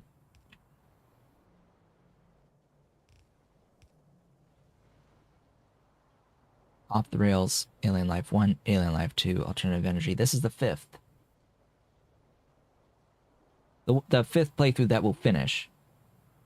I wanna point out, in case anyone's wondering, this is the 5th full playthrough of the Pi Suite that I am doing, that I've recorded, that is on my channel on YouTube.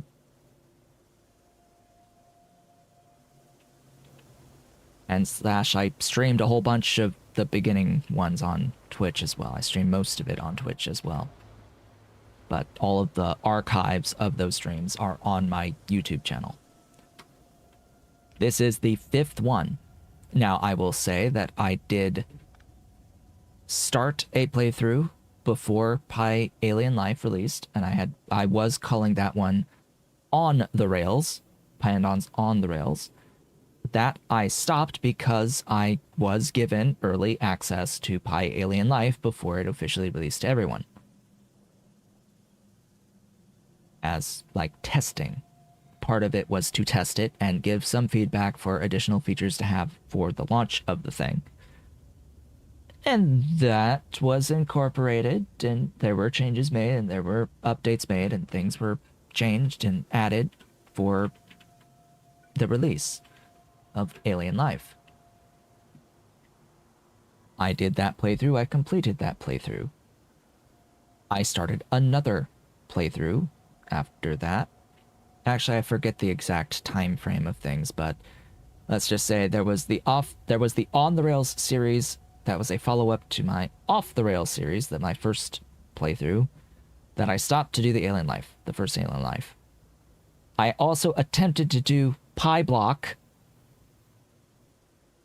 a long time ago, but stopped because there wasn't enough viewership. Like, there was zero viewership on the later streams. Zero total. There were streams where I had no one at all come to watch. I was like, okay, fine. We will not play PyBlock anymore. We will do something else for a little bit. And I did a second Pi Alien Life playthrough. And eventually, Alternative Energy released. I did not do the testing early access thing with the Alternative Energy. Let's see. Build this. 13AU.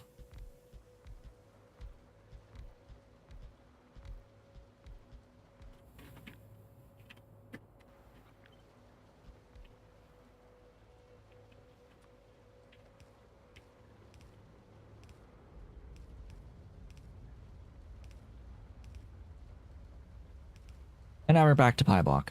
And you know what? The original issue with PyBlock was merely, I think, a matter of lack of name recognition with PyBlock. Lack of search engine optimization with that particular series. Because I did not include, I'm pretty sure I did not include the word Pyanodons in the titles. Because it was PyBlock, I called it PyBlock. Because that's what it is, it's PyBlock. It's like, okay, but you need, like, no one knows what PyBlock is, so no one's searching for PyBlock. Definitely weren't doing it at the time. and the experience was very different back then. By the way, like what foot, my foot. What we are seeing now with this PyBlock version is very different from the version that I had played back then. I also played with Factorio back then, and I did not enjoy that experience with Factorio. Did not enjoy it at all. But we got to the point like just before Circuit 2s in that playthrough. So we didn't actually get to Circuit 2s, I think, in that particular playthrough. We got close, but we didn't get there. Our kickalk at silicon, or at wafers. I'll call this at wafers.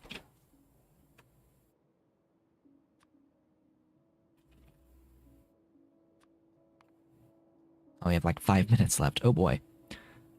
Better hurry up. Better hurry it up. Better hurry. I need to hurry along.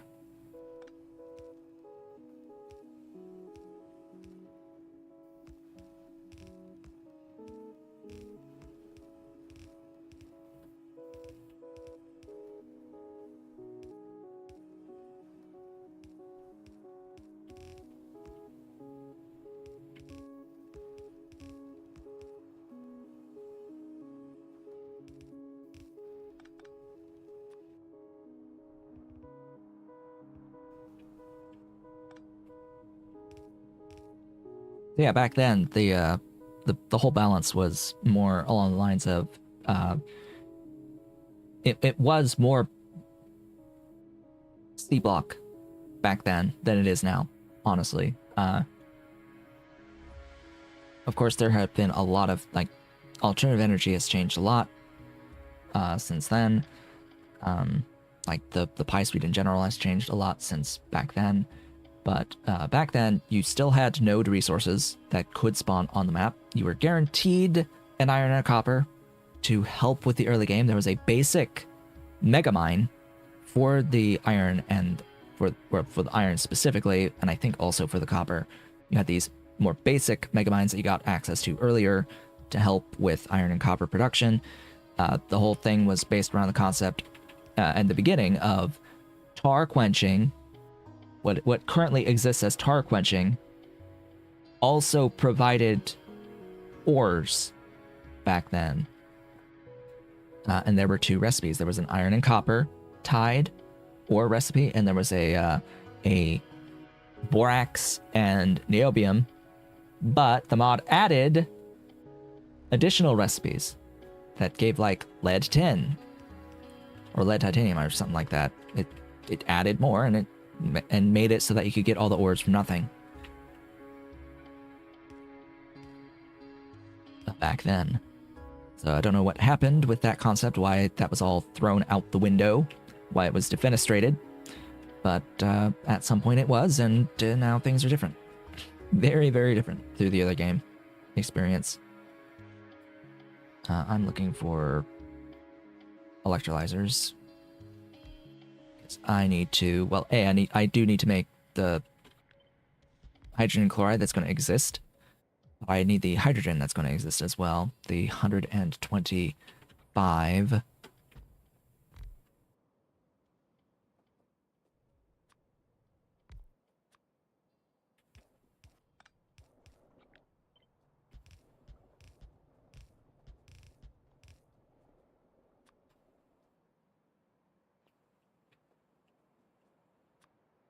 I need to actually make the silicon.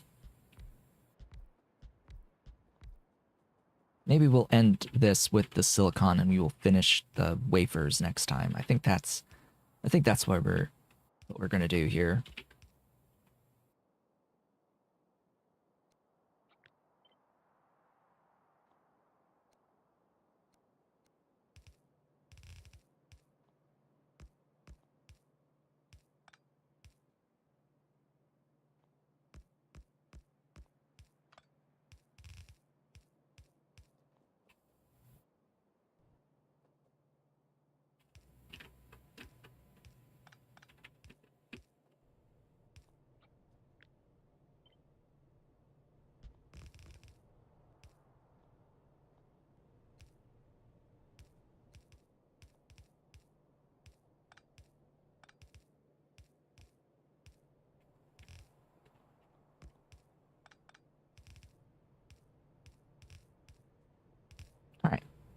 There we go. We have those. And we have this. And that is that. Just get the pipes done here. Give it power. Give it voiding of the oxygen.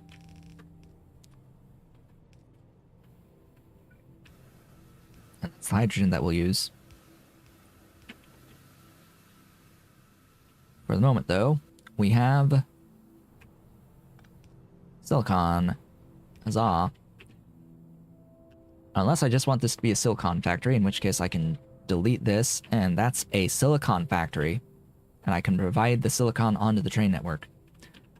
Then do the wafer build elsewhere. I think that might be what I end up doing, is split the silicon and the wafers.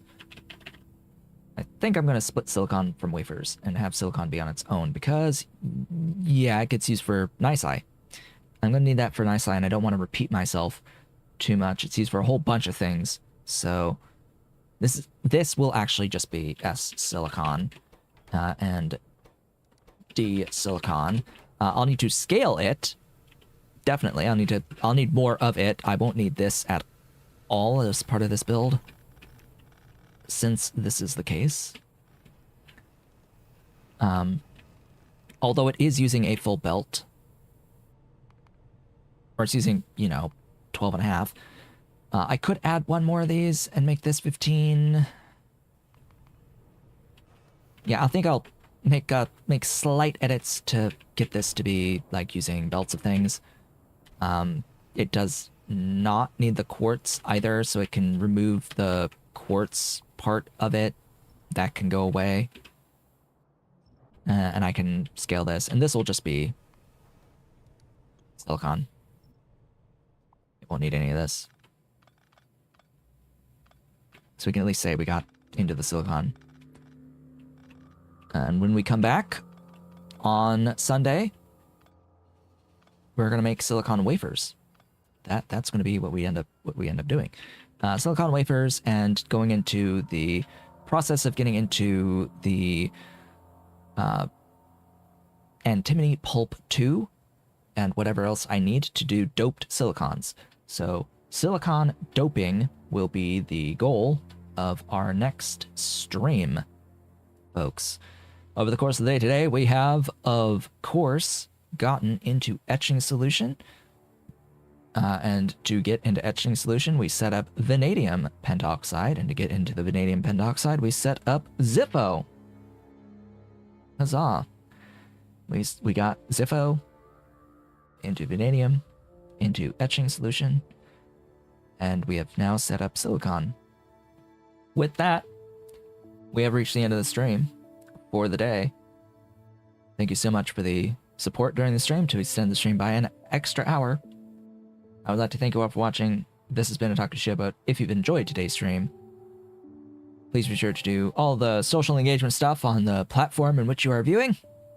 And if you're watching the VOD, please be sure to comment, like, subscribe, hit the notification bell. Consider becoming a member of the channel by hitting the big blue join button. Consider, if you're watching on Twitch, to become a subscriber at some point or other. You can also support on Patreon at patreon.com/talktoshow if you're so inclined and able. I will be back on Sunday with more stream of Factorio, of our PyBlock playthrough. I hope to see you all then.